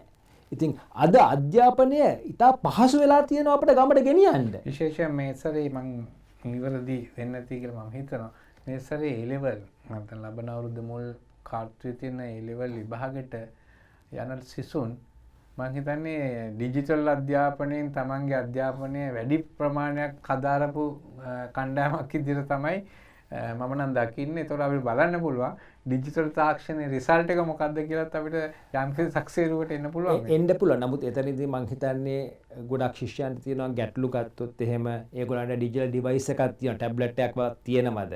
ඒගොල්ලන්ට ඩේටා තියෙනවද? ඒ වගේ ප්‍රායෝගික ගැටලු එනවා. ඕන එකක පටන් ගන්නකොට ගැටලු තියෙනවා. තව එකක් අපිට කරන්න පුළුවන් දෙයක් තමයි දැන් මෙතන ඉන්න ගුරුවරුන්ගේ දැනුම මං හිතන්නේ අපිට අනිවාර්යයෙන්ම වර්ක්ෂොප්ස් තියලා හරි අපිට පුළුවන් ඒගොල්ලන්ගේ දැනුම වැඩි කරන්න. මේක ICT වල විතරක් නෙවෙයි හැම සබ්ජෙක්ට් එකකම හැම විෂයෙම ඒගොල්ලන්ගේ තියෙන දැනුම අපිට වැඩි කරන්න පුළුවන් මේ Zoom තාක්ෂණය පාවිච්චි කරලා. ඉතින් ඒගොල්ලන්ට අපි දැනුම වැඩි කරපු තරමට ඒගොල්ලන්ට ඒ දැනුම දෙන්න පුළුවන් අපේ ධර්මයේ. ඔබතුමා කියන්නේ දැන් සිසු ගුරු සිසු දෙපාර්ශ්වයටම මේ ICT තාක්ෂණය පිළිබඳ පුළුල් දැනුමක් දීමේ කාලය දැන් පහුවෙන්නේ නැත්ද? නමුත් දැන්වත් ඒක පුළුල් කළ යුතුයි කියන මතේ ඉන්නේ. මම ඉන්නේ. ඉතින් ඒකට යම් ප්‍රායෝගික ගැටලු තියෙනවා. ඉතින් අපි ඒ ප්‍රායෝගික ප්‍රශ්න ගැන අපි කතා කරලා වැඩක් නැහැ. ප්‍රශ්න තියෙනවා. අපි ඔක්කොටම ප්‍රශ්න තියෙනවා ජීවිතේ. ඉතින් ප්‍රශ්න වලට මොකද්ද පිළියම කියලා අපි බලලා ඒකට අපි උත්තර හොයමු. එතකොට මොකද අපි නැවතුණා කියලා ලෝකේ නැවතින්නේ නැහැනේ. ඉතින් ලෝකේ ඉස්සරහට යනකොට අපි බලන්න ඕනේ අපි ලෝකයේත් එක්ක යන්න. එතකොට මේවට මොනවද තියෙන විසඳුම් කියලා බලලා අන්න ඒවට අපි විසඳුම් හෙව්වොත් මං හිතන්නේ අපට ලෝකයේත් එක්ක තරඟ කරන්න පුළුවන්. මම හොඳ තැනකට ආවේ අපි ලෝකයේත් එක්ක තරඟ කිරීමට අවශ්‍යයි. ලෝකයේත් එක්ක තරඟ කරන්න නම් අපේ දැනුම නිපුණතාවය සහ ඔබතුමා කිව්වා වගේ ආකල්පමය වෙනසක් අත්‍යවශ්‍යයි. කවුරු කොතන මොන මට්ටමේ අධ්‍යාපන මොන මට්ටමේ හිටියත් මේ තුන ගැලපුණ නැත්නම් මම හිතන්නේ ඔබතුමාලා හොයන ICT සෙක්ටර් එකට නැත්නම් ඕනම ඉන්ඩස්ට්‍රි එකකට හොයන නිපුණ ශිල්පියා ඒ ශේෂ්ත්‍රයට ලැබෙන්නේ නැහැ. ඉතින් මේක කොතරම් දුරට අපේ තරුණයා අවබෝධ කරගන්නවයි කියන එක සඳහා යම්කිසි ප්‍රවේශයක් වැඩපිළිවෙලක් ක්‍රමවත් වැඩපිළිවෙලක් අවශ්‍යතාවය තියෙනවා. ඔබතුමාලගේ ආංශික නිපුණතා සභාව මම මුල කැලල පොඩ්ඩක් අමතක කරලා කිව්වත් නැත්නම් තොරතුරු සාක්ෂණික පිළිබඳ ආංශික නිපුණතා කර්මාන්ත ආංශික නිපුණතා සභාව විදිහට එහි වගකීම එහි රෝල් එක නැත්නම් එහි භූමිකාව කුමක්ද මේ ICT සෙක්ටර් එක සංවර්ධනය නැත්නම් නිපුණතා වර්ධනය සඳහා ඔබතුමාලා විශේෂයෙන්ම ඔබතුමාලා විශාල ව්‍යවසායකයෝ සමහරක් වෙලාවට මේ කාලයත් ඔබතුමාලට විශාල මිලක් ලැබුවොත් නමුත් ඔබතුමා මෙතෙන්ට ඇවිල්ලා මේ ප්‍රජාව වෙනුවෙන් නැත්නම් තරුණයන් වෙනුවෙන් සියලු දෙනා වෙනුවෙන් මේ අදහස් ප්‍රකාශ කරන්නේ යම්කිසි රටට තියෙන යම්කිසි කැමැත්තක් රටේ තරුණයන්ට තියෙන කැමැත්තක් ඒ තරුණයන් ඉදිරියට ගෙනල්ලා සමස්ත රටටත් ICT සෙක්ටර් එකටත් දායක කර ගැනීම චේතනාවෙන් වෙන්න පුළුවන්. අපිත් එකම බලාපොරොත්තුවත් ඒකයි. රටේ 1970 ජාතික ආධුනිකත්ව මණ්ඩලයේ විදියට පටන් ගත්ත නයිට ආයතන අවුරුදු 50ක් සපුරන මේ වෙලාවේ අපි මේ වැඩසටහන් මාලාවෙන් අපි කරන්න උත්සාහ කරන්නේ තරුණයා පිබිදීමට තරුණයා දැනුවත් කිරීමට මෙන්න මේ වගේ අවස්ථා තියෙනවා මෙන්න මේ වගේ උපකාරක කරන්න පුළුවන් එතෙන්ට අපි යන්නේ කොහොමද ඔබතුමා ආංශික නිපුණතා ස්වභාව පැත්තෙන් අපි කතා කරොත් මොන වගේ දර්ශනයක්ද මොන වගේ වැඩපිළිවෙලක්ද මේ සඳහා තියෙන්නේ මොකද අපි දන්නවා ආංශික නිපුණතා ස්වභාව පටන් ගන්න තාම අවුරුදු 4ක් නැත්නම් 3මාරක් 4ක් වගේ වෙනවා ඒ කාලය තුල සහ ඉදිරි බලාපොරොත්තු මොන වගේද නැත්නම් ආංශික නිපුණතා සභාවේ වගකීම විදිහට ඔබතුමා දකින්නේ කොහොමද? මම ICT Skills Council එකේ කෙටියෙන් ඔයගලන්ට හඳුන්වලා දෙන්නම්. සමහර කට්ටිය දන්නේ නැතුව ඇති ICT Skills Council එක මොකක්ද කියලා. ICT Skills Council එක කියන්නේ ලංකාවේ ICT ඉන්ඩස්ට්‍රි එකේ තියෙන ලොකුම සමාගම් එකතුවීමක්. ඒ එක්කම ඒකත් එක්ක ඉන්නවා ICT ඉන්ඩස්ට්‍රි එකේ ඉන්නවා ඇසෝසියේෂන්ස් තියෙනවා. ඒ කියන්නේ Federation of Information Technology FITIS කියලා තියෙනවා. ඊළඟට තියෙනවා Computer Society of Sri Lanka. ඊළඟට අපිට තියෙනවා SLASCOM. ඒ කියන්නේ Software ඔක්කොම Exporters Association. ඒ කියන්නේ software exporters ලා එකතු වෙලා ඒගොල්ලන්ගේ හදාගත්ත අය. ඊළඟට තියෙනවා British Computer Society, Institute of Engineers. ඒ කට්ටියගෙත් සමයිද. ඊළඟට පරිගණක සම්බන්ධව ලංකාවේ ICT සම්බන්ධ කරන ICT එක. ඒකත් සම්බන්ධ වෙලා. ඊළඟට ස්කිල්ස් මිනිස්ට්‍රි එකත් NITA TVEC එකත් සම්බන්ධ වෙලා. ඒ ඔක්කොම කට්ටිය එකතු වීමෙන් හැදුන ආයතනයක් තමයි මේ ICT Skills Council එක කියන්නේ. ඉතින් මෙතන ගත්තොත් එහෙම මං හිතන්නේ ICT වල වෙන කිසිම තැනක් නැහැ මේ ඔක්කොම එකට එකතු වෙලා වැඩ කරන තැනක්. ඉතින් ඒක තමයි අපේ ප්‍රධානම ජයග්‍රහණයක් කියන්නේ. ඔක්කොම එකට එකතු වෙලා. ඒ විතරක් නෙමෙයි. දැන් ඔයගොල්ලෝ මන් දන්නවත් දන්නේ ස්කිල්ස් කවුන්සිල් තව කීපයක් තියෙනවා. එකක් තියෙනවා ටුවරිසම් ස්කිල්ස් කවුන්සිල් කියලා තියෙනවා. තව එකක් තියෙනවා ඉදිකිරීම සම්බන්ධ කන්ස්ට්‍රක්ෂන් ස්කිල්ස් කවුන්සිල් කියලා තියෙනවා. තව එකක් තියෙනවා මැනුෆැක්චරින් ස්කිල්. මොකද මේ වලින් තමයි මේ ස්කිල්ස් කවුන්සිල් එකෙන් එන්නේ මොකද වැඩිම ජොබ්ස් දෙන්න පුළුවන් ලංකාවට. අන්න ඒවලත් එක්කත් අපිට එකට වැඩ කිරීමේ හැකියාවක් තියෙනවා. මෙතන මොකද අපි දවසාන්තිමට වෙනවෙන් කළා වැඩක් නැහැ. මේ අපි ඔක්කොම එක ගමනක් යන්න ඕනේ. එතකොට අපිට මෙතන පුළුවන් ඒ ස්කිල්ස් කවුන්සිල් එකත් එකට තමයි ඒ ස්කිල් කවුන්සිල් වල පිවෙටල් නැත්නම් සම්බන්ධීකරණ පොයින්ට් එකක් විතර ICT සෙක්ටර් කවුන්සිල් එක ගන්න අපි එනේබ්ලර් කෙනෙක්. ඔව් ඔබතුමාලගේ ඔබතුමා පැහැදිලි කරන විදිහට ICT නැත්නම් නැති ශාස්ත්‍රයක් නැහැ. දැන් ඉදිකිරීම ශාස්ත්‍රය ගත්තත් ගොඩක් අද ඒ ICT භාවිතා වෙන තාක්ෂණය භාවිතා වෙන දැන් තියෙනවා. සමහන් දැන් ඔබතුමාලට ආංශික සභාව වශයෙන් මැද ඉඳගෙන ලොකු කාර්යභාරයක් ඒ සෙක්ටර්ස් වලට කරන්න පුළුවන්. පුළුවන්. අනිත් එක අපි ඔක්කොම වැඩ කරන්නේ මෙතන ස්වේච්ඡාවෙන්. අපි කිසිම කෙනෙක් පඩියක් ගන්න නැතුව වැඩ කරන්නේ මොකද අපට අපේ දරුවන්ට අපි දන්නවා අනාගතේ කියන අපේ දරුවෝ. ඉතින් ඒගොල්ලන්ට අපිට කොහොමද ව්‍යවසායක හැටි ඉස්සරහට ගේන්නේ? එහෙම නැත්නම් ඒගොල්ලෝ අපේ ඉන්ඩස්ට්‍රි එකට කොහොමද අපි ගේන්නේ? ඒකට තියෙන කැමැත්තෙන්ම අපි ඉදිරිපත් වෙලා කරන ආයතනයක් තමයි මේ ICT Skills Council එක කියන්නේ. එතකොට අපි මෙතනින් ඔබතුමා අහපු ප්‍රශ්නෙට මම උත්තරයක් දෙනවා නම් අපි අර ඉස්සෙල්ලා මම කිව්වා වගේ ICT skills gap analysis කළා අනිත් ඉන්ඩස්ට්‍රි එකේ බලලා ව්‍යවසායකයන් අපි කොහොමද බිහි කරන්නේ කියලා බලලා මේ ඔක්කොමටම පිළිතුරක් දෙන තැනක් තමයි මේ ICT Skills Council එක කියන්නේ. අපි ICT Skills Council එක ඇත්තටම කාර්යභාරය අපිට ගොඩක් කතා කරන්න පුළුවන්. ඔබතුමාලට ප්‍රතිපත්ති මේ වශයෙන් සම්බන්ධ වෙන්න පුළුවන්. ඒ වගේම ඊටත් එහා ගිහිල්ලා අපේ ග්‍රාමීය සමාජයට නැත්නම් ග්‍රාමීය තරුණ ප්‍රජාවට මේ තොරතුරු තාක්ෂණය ඔස්සේ තමන්ගේ අනාගතය සකස් කර ගැනීමටත් යම් ප්‍රවේශයක් නැත්නම් උපකාරයක් කරන්න පුළුවන් කියලා මම යෝජනා කරොත් ඔබතුමා ඒ සම්බන්ධයෙන් කොහොමද අදහස් දක්වන්නේ? මම හිතන්නේ නිරන්ත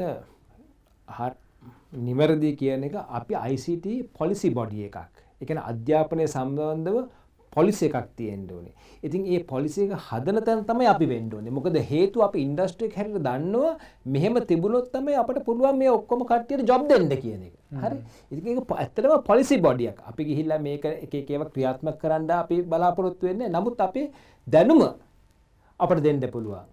ඉතින් ඒක තමයි අපි ප්‍රධාන වශයෙන් බලාපොරොත්තු වෙන්නේ. ඒ එක්කම අපි පුළුවන් තරම් බලනවා කොහොමද මේ ඉන්ඩස්ට්‍රි එක ඉස්සරහට ගෙනියන්න තාක්ෂණය දැනුම අපි කොහොමද දෙන්නේ ඒ ඊළඟට අපි ව්‍යවසායකයා කොහොමද බිහි කරන්නේ ඔක්කොම අපි මෙතන එකට එකතු වෙලා කරන්න අපි බලාපොරොත්තු වෙනවා. ඉතින් එතකොට මම හිතන්නේ එතනින් එන ටීචර් ට්‍රේනින් වෙන්න පුළුවන් career guidance මොකද career guidance කියන එක ඉතාම වැදගත් මාර්ගෝපදේශනය. අපි කොහොමද අපි මේගොල්ලන්ට මොකද පංගුවක් කට්ටියට හරි දැනුමක් නැහැ.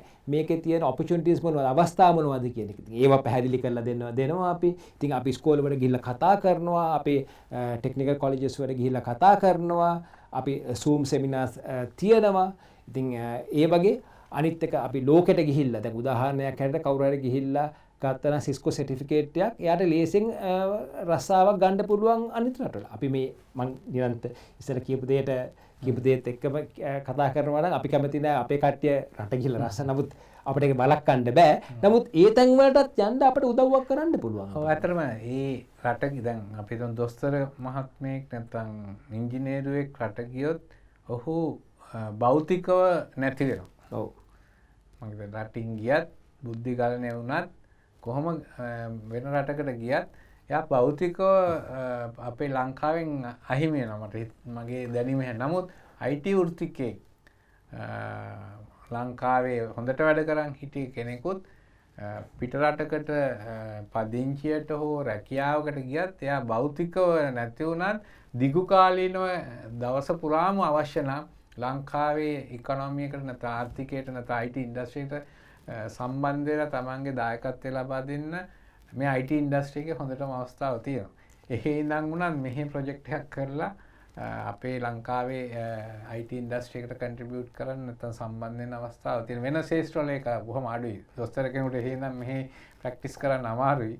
නමුත් IT වෘත්තිකයෙකුට ඒ අවස්ථාව තියෙන නිසා අපි පිටරට යන්න විශේෂයෙන් පිටරට පදිංචියට යන්න උනන්දු කරන්නේ නැහැ. නමුත් අපිට අවශ්‍යයි අපේ සියලුම ශ්‍රමිකයන් කියාගිව ඉඳලා අපි හිතමු IT වෘත්තිකයෙක් කියලා ඒ සියලු දෙනා පිටරට යන්න ඕනේ. ගිහිල්ලා ඒ දැනුම අරගෙන ලංකාවට ඇවිල්ලා අපේ ඉන්ඩස්ට්‍රි එකට සේවය කළා, රටට සේවය කළා, අපේ තරුණ පරපුරට ඔබ වැනි පිටරට ඉඳලා ඇවිල්ලා මෙහි අවුරුදු 1992 ඉඳලා ව්‍යවසායකයෙක් විදිහට වැඩ කරන්න කැමති තරුණ පරපුරක් හදාගන්න අපිට අවශ්‍යයි.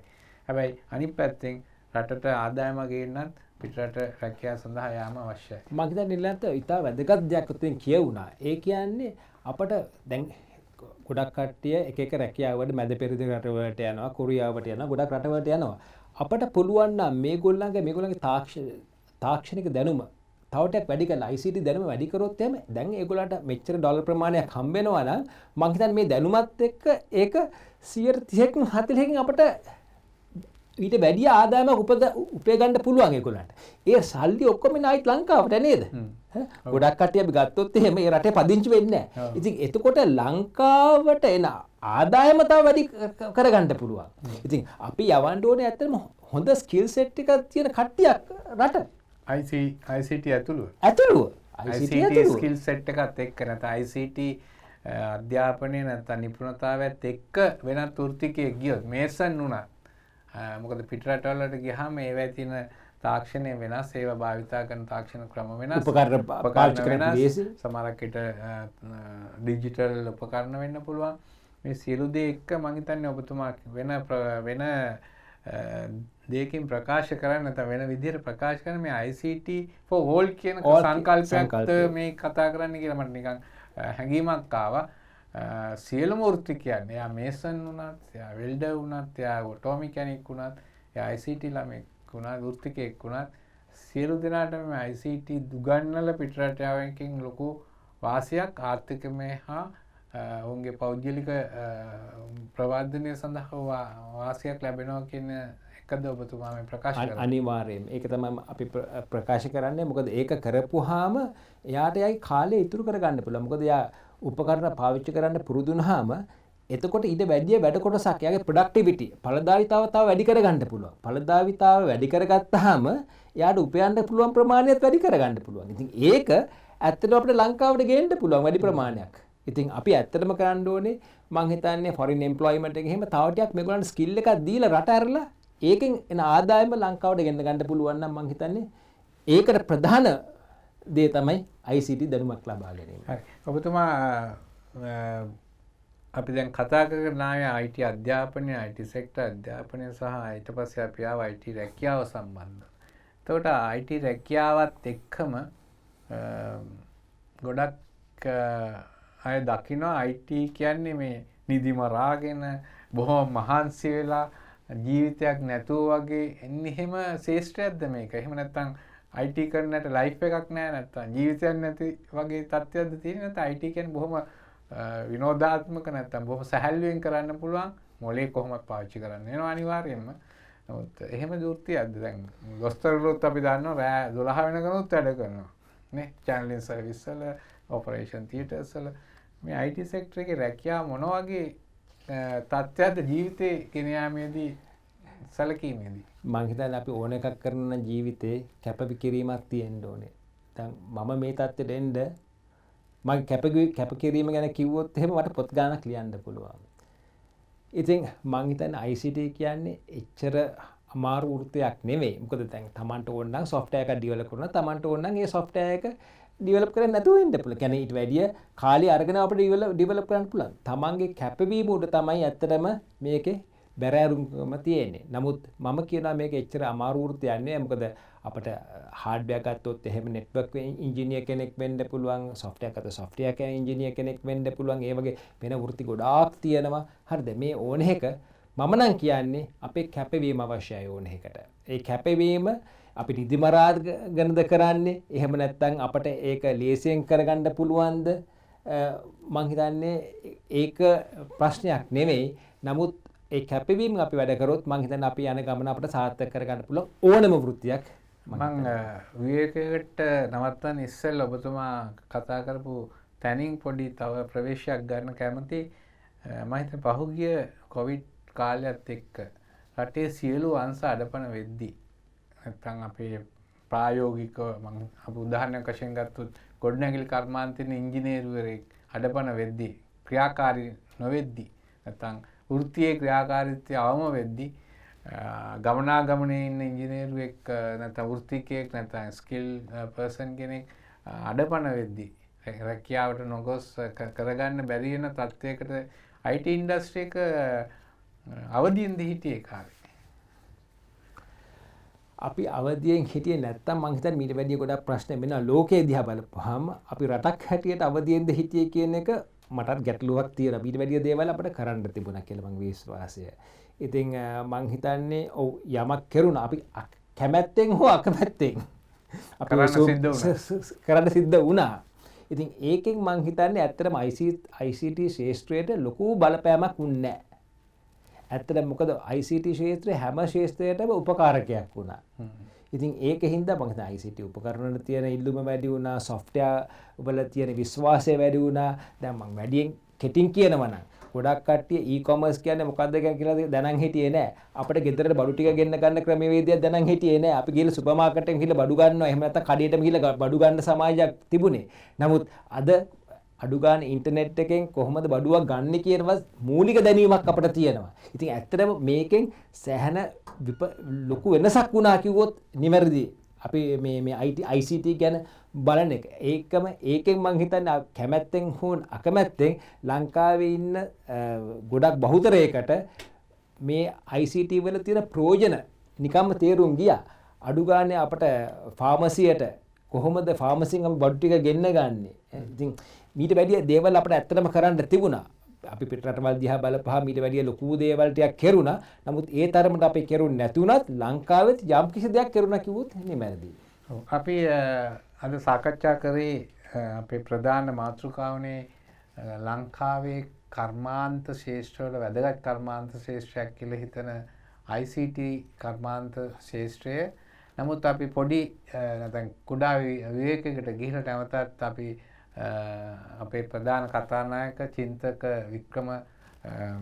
චින්තක විජේ වික්‍රම මහතා සමග නැවතත් අපි හමු වීමේ බලාපොරොත්තු වෙමින් කෙටි විරාමයකට අපි ශාලිකා මැදිරියේ නැත්නම් පාලක මැදිරියට ගිහිල්ලා අපි නැවතත් සුළු වේලාවකින් නැවත හම්බ වෙමු.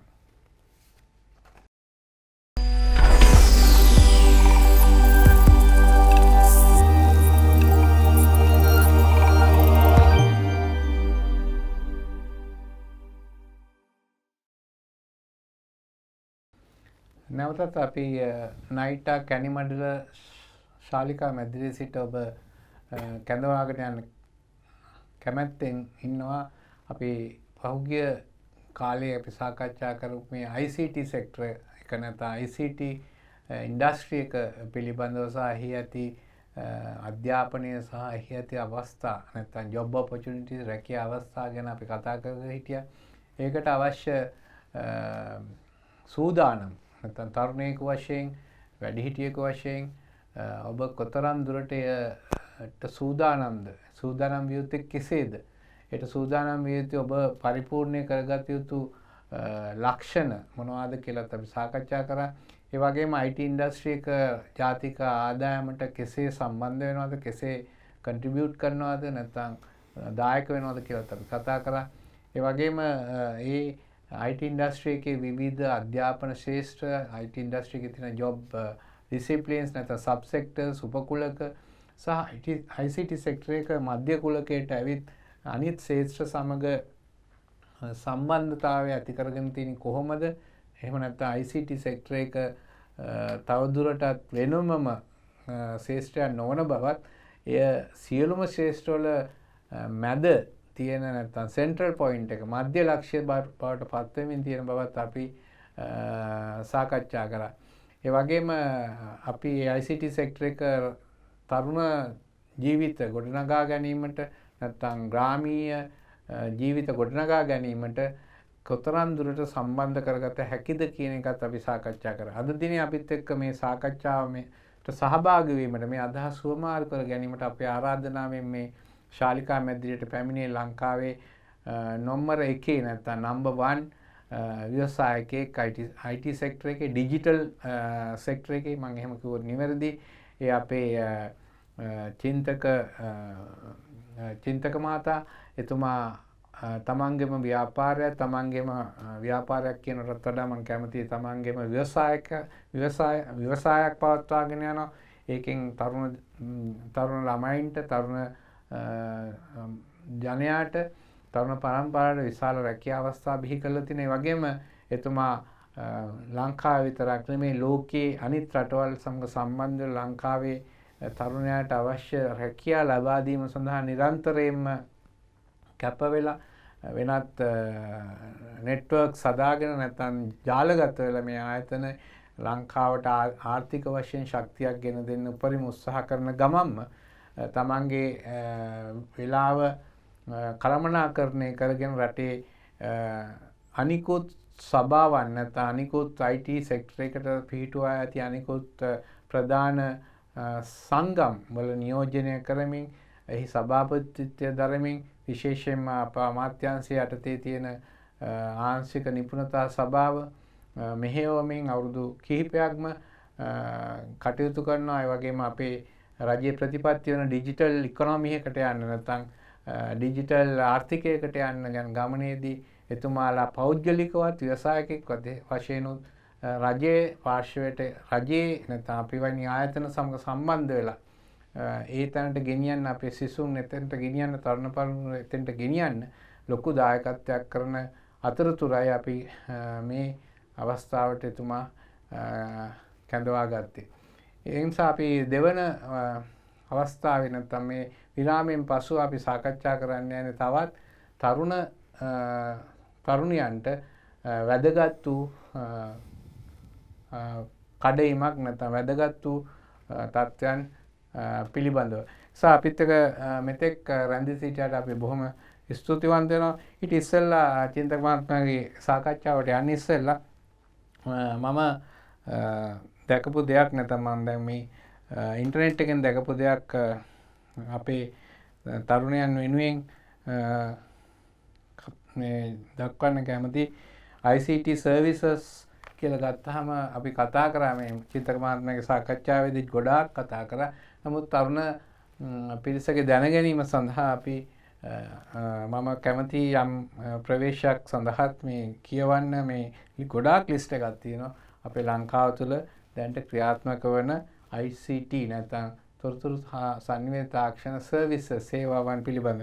ඒ අතරින් big data solution, business solution and MIS, client server architecture, cloud services, e-business development, ERP softwares, ICT infrastructure and services, IoT, IT education and training, mobile application development, payments processors, real-time systems, software development, system integration, web development and marketing. ඊට අමතරව e-marketing ඒ වගේ තවත් සංකල්ප තවත් සේවාවන් විශාල ප්‍රමාණයක් IT ඉන්ඩස්ට්‍රියකට බැඳුණු විශාල රැකියා ප්‍රමාණයක් නිර්මාණය කළ හැකි ශ්‍රේෂ්ඨවල මේ මෙතුමා ඇතුළු ICT ඉන්ඩස්ට්‍රියගේ ව්‍යවසායකත්වය දරණීය ව්‍යවසායයන් කටයුතු කරනවා. මම චින්තක විජේවික්‍රම මහත්මයාගෙන් ඊළඟට මම යොමු වෙන්න කැමති මේ ICT ඉන්ඩස්ට්‍රි එක කරන සියලුම තරුණයන් අපි දන්න ඕන තරම් ඔතුමා කිව්වා 20000ක පුරප්පාඩු ප්‍රමාණයක් තියෙනවා ලංකාවේ දැනට මේ අවුරුද්දේ. 2025 වෙනකොට අපි අමාත්‍යාංශයේ විදිහට සාකච්ඡා කරලා තිනවා මාකට් ඔරියන්ටඩ් නැත්නම් මාකට් එකට ICT වෙළඳපොළට අවශ්‍ය නැත්නම් ස්කිල් වෙළඳපොළට අවශ්‍ය නිපුණ ශිල්පීන් ලක්ෂ 2ක් ප්‍රමාණයක් අවශ්‍ය වේයයි ගණන් බලා තිනවා පුරෝකථනය කරලා තියෙනවා. එහෙමනම් අපි මේ ICT jobs වලට ළමයි සූදානම් වෙන වගේම ඔබ වැනි ඔබ පිටරට ඉඳලා මෙහි ඇවිල්ලා ව්‍යවසායකයෙක් වුණා. මොකක් හරි හේතුවක් තියෙන්නත් ඇති. ඒ හේතුවත් ඒ අත්දැකීමත් එක්ක මේ ව්‍යවසායකත්වය කියන එක අපි දන්න ඕනම ශාස්ත්‍රීය ව්‍යවසායකයෙක් වෙන්න ඉදිකිරීම ශාස්ත්‍රීය ව්‍යවසායකයෙක් ඉන්නවා මැනුෆැක්චරින් හැමතැනම ව්‍යවසායකයෙක් ඉන්නවා. මේ ICT සෙක්ටර් එකේ ව්‍යවසායකත්වය කියන්නේ මොන වගේ දෙයක්ද? ඇත්තටම ICT සෙක්ටර් එකේ ව්‍යවසායකයෙක් වෙන්න තියෙන අවස්ථා සහ ඊට ඇති බාධක හෝ සමහරකට ඉන්වෙස්ට්මන්ට් නැත්නම් ආයෝජන අවස්ථා අවශ්‍යද? මොන වගේ දෙයක්ද මේ ICT සෙක්ටර් එකේ නැත්නම් මෙහි ඇති ව්‍යවසායකත්වයේ ඇති විශේෂ ගති ලක්ෂණ සහ අනාගතය? නිලන්ත මං එතෙන්ට එන්න ඉස්සෙල්ලා ඔබතුමාට කියපු රැකිය අවස්ථාවල මං හිතන්නේ මම තව එකක් එකට එකතු කරන්න ඕනේ ගේම් ඩෙවලොපර් කියන එක. මොකද ගේම් ඩෙවලොපර් කියන්නේ ගොඩක් කට්ටිය හිතන මේ ගේම් ගහන එක කියන එක. නෑ. ගේම් ඩෙවලොපර් ගේම්ස් කට්ටියට සෙල්ලම් කරන්න අපිට තියෙන ලොකු අවස්ථා රැකිය අවස්ථා මේ ගේම්ස් ඩෙවලොප් කරන්න. නිර්මාණය කරන්න. ඉතින් මම කැමති මේ වෙලාවේ කියන්න අපි පුළුවන් තරම් අපි විනෝදාංශයක් හැටියට යම්කිසි කළමනාකාරීත්වයක් එක්ක ගේම් එකක් සෙල්ලම් කරාට ප්‍රශ්නයක් නැහැ. මම මෙතන මේ කියන්නේ විශේෂ හේතුවක් තියෙනවා. මේකට ඇබ්බැහි වෙන්න එපා කියන එක.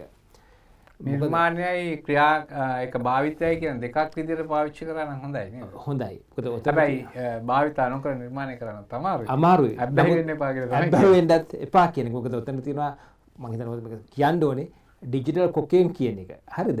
මොකද ඕකට ඇබ්බැහි වුණාම අපිට මං හිතන්නේ අධ්‍යාපනයට වැඩිය අපි ඒ ගේම් එකක් සෙල්ලම් කරන්න යනවා. නමුත් මීට වැඩිය ගොඩාක් අවස්ථා අපිට තියෙනවා ඇත්තටම ඉස්සරහට යන්න ICT පාවිච්චි කරලා. ඉතින් ඒකට නැඹුරු වෙන්න එපා කියන ගමන්ම ICT ගේම් ඩෙවලොප්මන්ට් පැත්තත් ලොකු ඔපචුනිටි කියන්නේ ලොකු රැකිය අවස්ථා තියෙන පැත්තක් කියලාත් මම කියන්න කැමතියි. චීනිය වගේ රටවල් වල මේක විශාල වශයෙන් මහා පරිමාණයෙන් කරන යම් ශාස්ත්‍රයක්. අනිවාර්යයෙන්ම. දැන් කොරියාවේ දකුණු කොරියාවේ ඒ වගේ කටවල් කීපයක් තියෙනවා මේ ගේම් ඩෙවලොප්මන්ට් වලට විශේෂ තැනක් දීලා තියෙන. මම එතෙන්දීම ඔබතුමාගේ අවධානය යොමු කරන්න කැමතියි. අපි අමතක කරන්න බෑ අපි අසල්වැසි රටේ ඉන්දියාව. මොකද අපි කාලයක් ඉඳන් දන්නවා ඉන්දියාවේ තමයි IT සෙක්ටර් එකේ අර සිලිකන් වැලි එක වගේ ඇමරිකාවේ එතනට ඒ සප්ලයිස් වෙන්නේ ඉන්දියාවේ ඉන්න IT අය හොඳ කන්ට්‍රිබියුෂන් එකක් කරනවා ඉකොනොමි එකට. මේ ඉන්දියාවේ තත්ත්වයක් එක්ක අපිට යන්න පුළුවන් තත්ත්වයක අපේ දැනුම තියෙන ළමයි ඉන්නවද, තරුණයෝ ඉන්නවද, ව්‍යවසායකයෝ ඉන්නවද? මොකද්ද මේ තත්ත්වය? ඉන්දියාව කියන විශාල රටක්. ඒක අපි තේරුම් ගන්නත් ඕනේ. නමුත් මොකද්ද අපේ රටත් ඉන්දියාවත් අතර වෙනසක් තියෙනවද නැත්නම්? මොකද්ද ඔබතුමාගේ? මං කියන්නේ අපේ ලංකාවේ ඉන්දියාවේ වැඩි දක්ෂ කට්ටිය ඉන්නවා කියලා. සොෆ්ට්වෙයාර් පැත්තෙන් ආඩම්බරයි ඇත්තටම අපිට කියන්න. මොකද අපේ ගත්තොත් එහෙම සොෆ්ට්වෙයාර් වල නිර්මාණශීලීත්වය ඒකම ක්වොලිටි එක ගත්තොත් එහෙම මං හිතන්නේ අපි ඉන්දියාවට ඔබ්බෙන් ඉන්නේ. ඉතින් දැන් බලන්න මම දැක්කම මේ ඊපෙරේදා ලිපියක් මේකේ ලෝකේ තියෙන ප්‍රධානම සමාගම් වල ඉන්න ඔක්කොම টොප්ම CEOs ලා ඔක්කොම ඉන්දියන් කට්ටිය. IT ඇතුළුව. ඉතින් ඒගොල්ලන්ට එතන ඉන්න පුළුවන් නම් ලංකාවේ කට්ටියට කොහේ ඉන්න පුළුවන්ද? ඉතින් අපට ඒක බාධකයක් නෙමෙයි. මං හිතන්නේ අපිට ඊට ඉදිරියෙන් ඉන්න පුළුවන්. අපට හරිය සැලැස්මක් ඇතුව අපි එතනට ගියොත් මං හිතන්නේ අපට ලොකු ගමනක් තියෙනවා යන්න. ඉතින් නමුත් ඔබතුමා මගෙන් ඉස්සෙල්ලා ඇහුවා ප්‍රශ්නයක්. ව්‍යවසායකයෙක් වෙන්න කොහොමද කියන එක. මං හිතන්නේ එතන කැපවීම තියෙන්න ඕනේ. ප්‍රධානම දේ තමයි අපේ කැපවීමක් නැත්තම් අපිට ව්‍යවසායකයෙක් වෙන්න බෑ. ඒකට ඒ එක්කම තියෙන්න ඕනේ අපට ස්කිල් එකක්. මොකද ඒ ස්කිල් එකක් නැත්තම් එහෙම අපට නිපුණත්වයක් තියෙන්න ඕනේ. එතේ අපට ව්‍යවසායක වෙන්න බෑ. තව එකක් තියෙනවා. අපි පොඩ්ඩක් වෙනස් විදිහට හිතන්න ඕනේ. අපි හැම එකාවත් අනුකරණය කරන්න එපා. අපට පුළුවන්කම තියෙන නිදහස් චින්තනයක් තියෙන්න ඕනේ. ඔබතුමා චින්තක කියන්නේ ඒක දන්නේ නැහැ. නමුත් ඔබතුමාට ඒ උරුව නමෙන් දීලා තියෙනවා. වාසනාවට වගේ දෙමව්පියෝ මට දීලා නම මේ ඉතින් මම හිතන්නේ ඇත්තට මේ කාරණා ගැන අපි කතා කරනවා. අනිත් එක පංගුවක් කට්ටිය හිතනවා අපි එක අංශයකින් හොඳට කරා කියන්නේ අපි ඒ අපිට ව්‍යවසායකයෙක් වෙන්න පුළුවන් කියලා. මම කියන මන්ද මේක මගේ පෞද්ගලික අත්දැකීම එහෙම නෙමෙයි. මොකද අපි දක්ෂ ක්‍රිකට් ගම්මුකෝ. එයා හොඳ බැට්ස්මන් කෙනෙක්. අපි ඉක්මනට මොකද එයාව කැප්ටන් කරනවා. එයාට කණ්ඩායමක් හැසිරීමේ හසුරන විදිහ එයා දන්නේ නැහැ. එහෙම නැත්නම් අත්දැකීම් අඩු. එහෙම නැත්නම් දක්ෂ මේ ඉන්න බෝලර් කෙනෙක්. පන්දු යවන්නෙක්. අපි යාව ගේනවා ගෑන ඉක්මනට අපි යාව කැප්ටන් කරනවා. නමුත් එයා තාම එතෙන්ට ලෑස්ති නැහැ. ඉතින් කැප්ටන් කෙනෙක් වුණාම එහෙම නැත්නම් මේ නායකයෙක් වෙන්න කොටස් ගොඩක් තියෙනවා. ඉතින් අපි ගත්තොත් එහෙම අපට පුළුවන් වෙන්න ඕනේ කණ්ඩායමක වැඩ කරන්න. ඒකම අපට පුළුවන්කම තියෙන්න ඕනේ අපේ ඒ තියෙන බිස්නස් එක දියුණු කරන්න අපට තියෙන්න ඕනේ හරි දැක්මක් තියෙන්න ඕනේ. ඒ එක්කම අපට තියෙන්න ඕනේ ඒකද බැංකු කටයුතු කොහොමද කරන්නේ කියලා අපි දැනන් තියෙන්න ඕනේ. ඊළඟට ලීගල් ෆීල්ඩ් එකේ කොහොමද තමන්ගේ ප්‍රොඩක්ට් එක පේටන්ට් කරන්නේ කියලා කොහොමද නීතිය හා ආශ්‍රිතයෙන් ගැටලු කොහොමද අපි මේවා කරන්න කියලා දැනගන්න ඕනේ. ඉතින් මේ වගේ අංශ ගොඩාක් තියෙනවා. මම මේ කාවත් මේ ඩිස්කරේජ් කරන්න නෙවෙයි. එහෙම අධෛර්ය කරන්න නෙවෙයි. මම මේ කියන්නේ යථාර්ථය. එතකොට අපි මෙතන එතෙන්ට ව්‍යවසායකයෙක් වෙන්න නම් අපි මම කියනවා ඔයගොල්ලන්ට හොඳම දේ තමයි ආයතනයක හරි ආයතන දෙක තුනක පොඩ්ඩක් වැඩ කරලා එක්ස්පීරියන්ස් එකක් ගන්න. එකපාරටම මේ තමන් මේ විශ්වවිද්‍යාලයෙන් හරි එහෙම නැත්නම් මේ ඩිප්ලෝමා එකක් ගත්ත හැටිය ව්‍යවසායකයෙක් වෙන්න එපා. ඊ අධ්‍යාපකීම ගත්තට පස්සේ මං හිතන්නේ අපි ලෑස්ති එතෙන්ට යන්න. අතරම අපේ අධිකාරියේ ප්‍රධාන කාර්යය තමයි අපි දන්නවා නයිට් ආයතනය ගත්තොත් සියලුම වෘත්තීය පුහුණු ශාස්ත්‍රයේ ඉන්න සියලුම ආයතන වල ඉන්න ළමයි විශ්වවිද්‍යාල මට්ටමේ විශේෂයෙන්ම මොරටු විශ්වවිද්‍යාලයේ සිට සියලුම ඉංජිනේරු පීඨ විශ්වවිද්‍යාලයේ ඉන්න විශේෂම තාක්ෂණයට බර වූ ඉංජිනේරු විද්‍යාලයට බර වූ සියලුම සිසුන් ඔවුන්ගේ කර්මාන්ත පුහුණුව ලබා ගැනීමට නයිට් එකට පැමිණීමේ ප්‍රවණතාවය 1970 ඉඳලා තියෙනවා. දැන් ඒක ඉංජිනේරු වෘත්තියට විතරක් නෙවෙයි අනිත් ශාස්ත්‍ර වලටත් ඒක පුළුල් වෙලා තියෙනවා. ඒකෙන් ඒ අපි හැමදාම අහන දෙයක් තමයි දකින්න දෙයක් තමයි කියන දෙයක් තමයි මේ උපාධිධාරීන්ට රැකියාව ලබාගෙන විවිධ ශාස්ත්‍ර වල රැකියාව ලබා ගැනීමේ අපහසුතාවය. විශේෂයෙන් මම මේ කියන්නේ තාක්ෂණය හා බද්ධ වෙච්ච නැති වෘත්තිකයන් වෙන්න ඉන්න උපාධිධාරීන් කෙසේ වෙතත් නයිට් එකේ වගකීම තමයි අපි නිතරම හිතන ප්‍රායෝගික පුහුණුව. අපි පුළුවන් තරම් හැම ආයතනයේ ඉන්න ළමයෙකුටම නැත්නම් පිටින් එන සියලුම ආයතන ළමයින්ට ප්‍රායෝගික පුහුණුව අපි අනිවාර්යයෙන්ම හොයලා දෙනවා. ඔබතුමාලා තමයි අපිට ඒකට උදව් කරන්නේ. IT සෙක්ටර් එකේ ඔබතුමාලා ආයතනත් අපේ IT විතරක් නෙවෙයි අනිත් ශාස්ත්‍රවල ළමයිනුත් ඉන්නවා. එතකොට අර අත්දැකීම් පොඩි තැනේ ඉඳලා අත්දැකීම් ලබාගෙන ඉදිරියට යෑම තමයි මේ ඔබතුමා ධෛර්යමත් කරන්නේ. එක රැයෙන් සියලු දේ ලස්සන චිත්‍රයක් අඳින්න බෑ වගේ පොඩි තැනේ ඉඳලා පටන් අරගෙන අත්දැකීම් අරගෙන රැකියාවක නියැලවිලා ඒ අත්දැකීම් තමයි ප්‍රායෝගික පුහුණුව ඇතුළු ඒ රැකියාවේ අවස්ථාවේදී ලැබෙන්නේ. ඒතර ඔබතුමා කියපු තව වැදගත් දෙයක් තමයි මේ අවධානම ගැනීමේ හැකියාව. ශ්‍රී ලංකා දරුවන් නැත්නම් ලංකාවේ දරුවන් අවධානම ලබා ගැනීමට සූදානම්ද? ඔබගේ අත්දැකීම අනුව මම හිතන්නේ නෑ. සමස්තයක් මම හැම එක්කෙනාගෙන මට කියන්න බෑ. නමුත් ජීවිතේ කියන්නේ යම්කිසි chance එකක් තමයි අපි ගන්න. ඉතින් ඒක නොබේව අපි මුණ දෙන්න ඕනේ. අපි පටන් ගන්නකොට මම කියන්න සන්තෝසයි අපි පටන් ගන්නකොට තමයි මුල් කාලේ තමයි අමාරුම කාලේ. දැන් අපි ගත්තොත් එහෙම මම මෙහෙ ඇවිල්ලා ව්‍යාපාරේ පටන් ගන්නකොට මට තිබුණේ මගේ දැනුමයි මගේ අතේ ඉතා සුළු මුදලක් තිබුණේ. ඒකෙන් තමයි මම පටන් ගත්තේ. නමුත් මට තිබුණා ලොකු ඩ්‍රීම් එකක්. ඒ කියන්නේ මට තිබුණා ලොකු සිහිනයක්. අවුරුදු කීපයකින් මම මේ ගමන යන්න ඕනේ. ගිහිල්ලා මම යම් කිසි තැනකට එන්න ඕනේ කියන එක. ඉතින් අපේ මේ එන්ටර්ප්‍රෙනියර් කෙනෙක් වුණොත් එහෙම අපිට තියෙන ලොකු සිහිනයක්, ලොකු ඩ්‍රීම් එකක්. අපිට තියෙන්න ඕනේ. ඒ සිහිනය අපි සැබෑ කරගන්න ඕනේ. ඒක සිහිනයක්ම වෙන්න බෑ. ඉතින් එතෙන්ට අපි ඊළඟට මේක කොහොමද අපි ක්‍රියාත්මක වෙන්නේ කියලා බලලා අපි කටයුතු කරොත් ඒක එකපාරටම දුවන්න බෑ.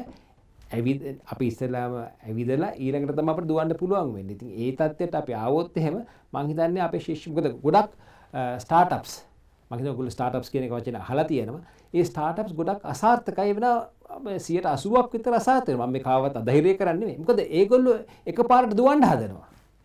අපිට දුවන්න බෑ එකපාරටම. අපි ටික ටික ක්‍රමානුකූලව තමයි අපි එතනට යන්න ඕනේ. දැන් මගේ ව්‍යාපාරයක් තමයි ගත්තොත් එහෙම ඉතා ක්‍රමානුකූලව තමයි අවුරුදු මට ගියා මං හිතන්නේ අවුරුදු 6ක් 7ක් මගේ ව්‍යාපාරය මොකක්ද කියලා අනිත්‍යයට දන්න තරමට ගේන්න.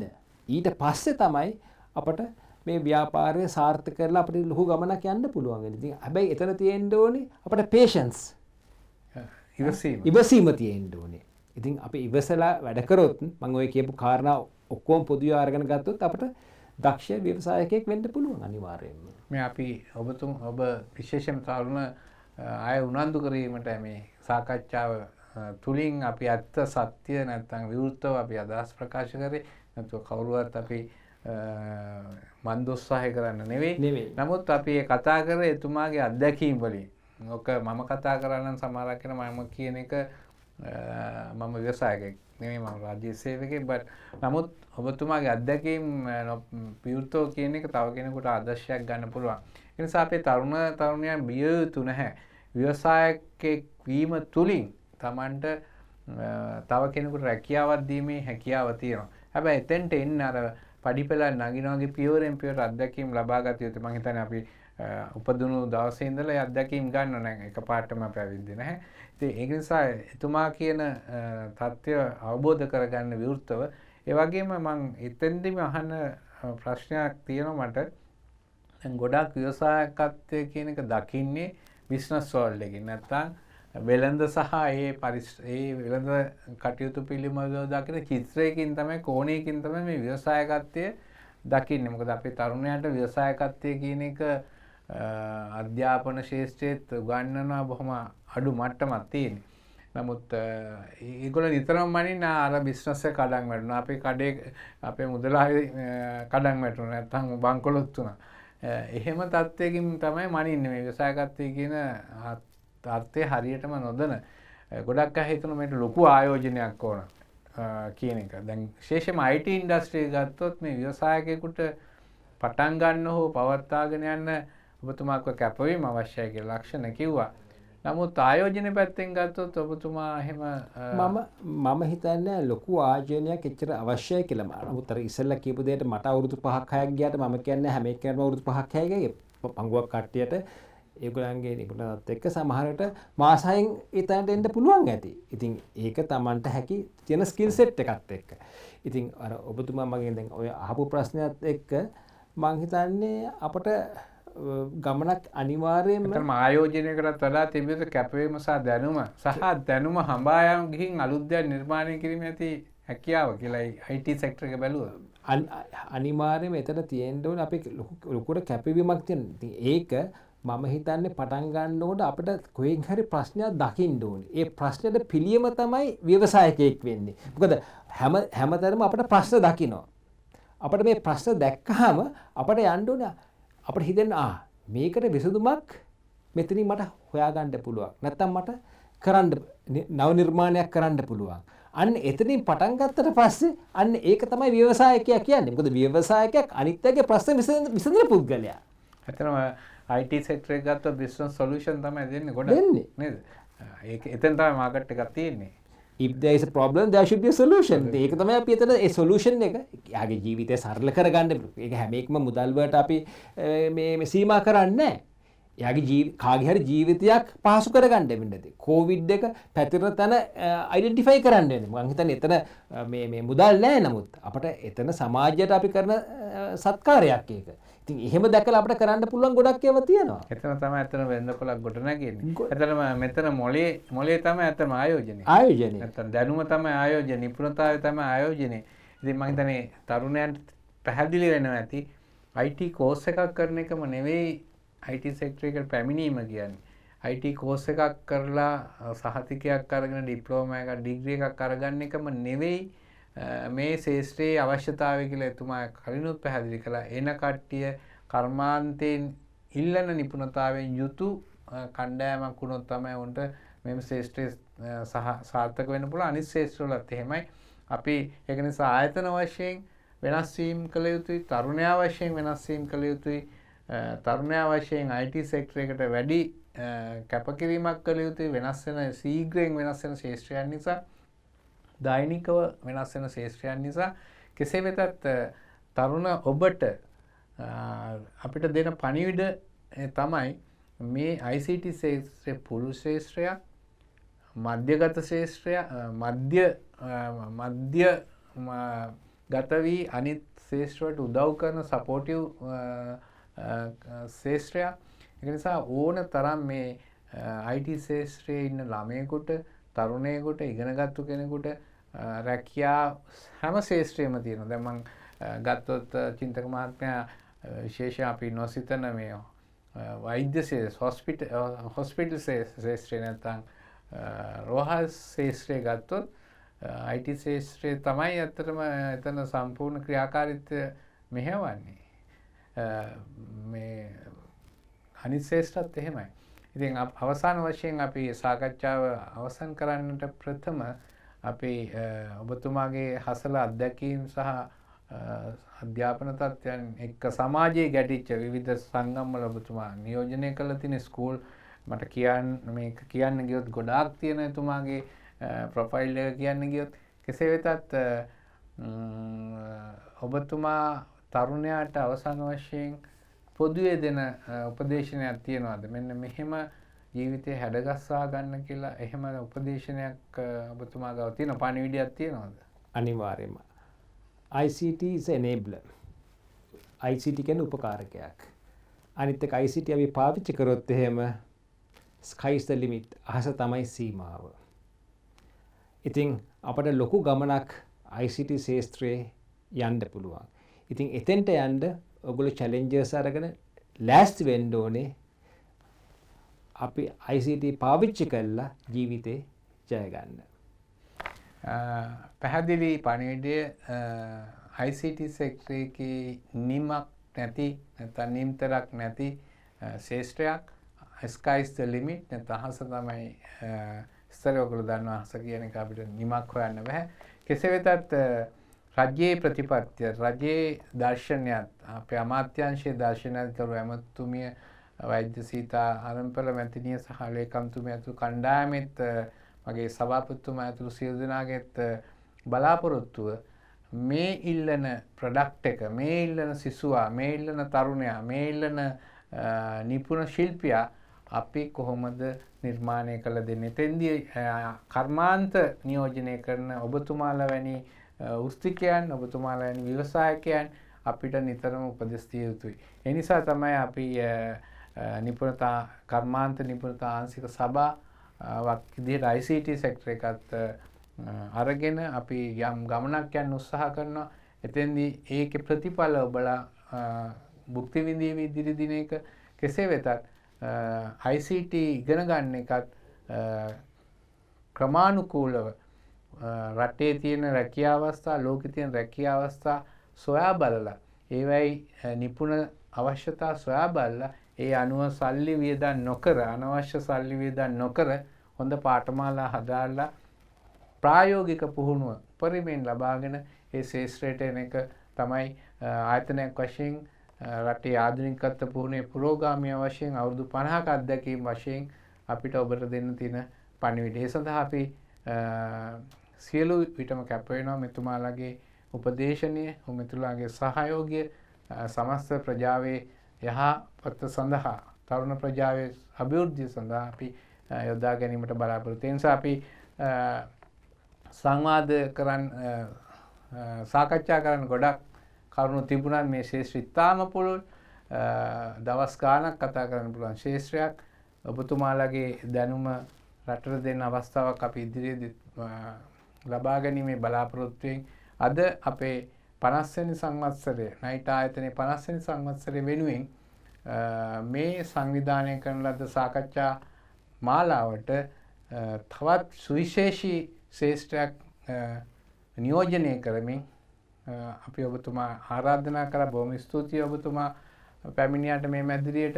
ඒ වගේම අපි ලබන්නා වූ 2022 වසර වාසනාවන්ත අපේ තරුණයන්ට වැඩදායි දීප්තිමත් අනාගතයකට පාර කියන්න අපි සූදානම් වෙලා ඉන්න ගමන්ම ඔබලාටත් ජයක්ම වේවා කියලා ප්‍රාර්ථනා කරමින් සියලුම ප්‍රේක්ෂකයන් නිදුක් නිරෝගී භාවය ප්‍රාර්ථනා කරමින් සුබ අලුත් අවුරුද්දක් කියලා ප්‍රාර්ථනා කරමින් අද අපේ සාකච්ඡාව මෙතනින් අවසන් කරනවා.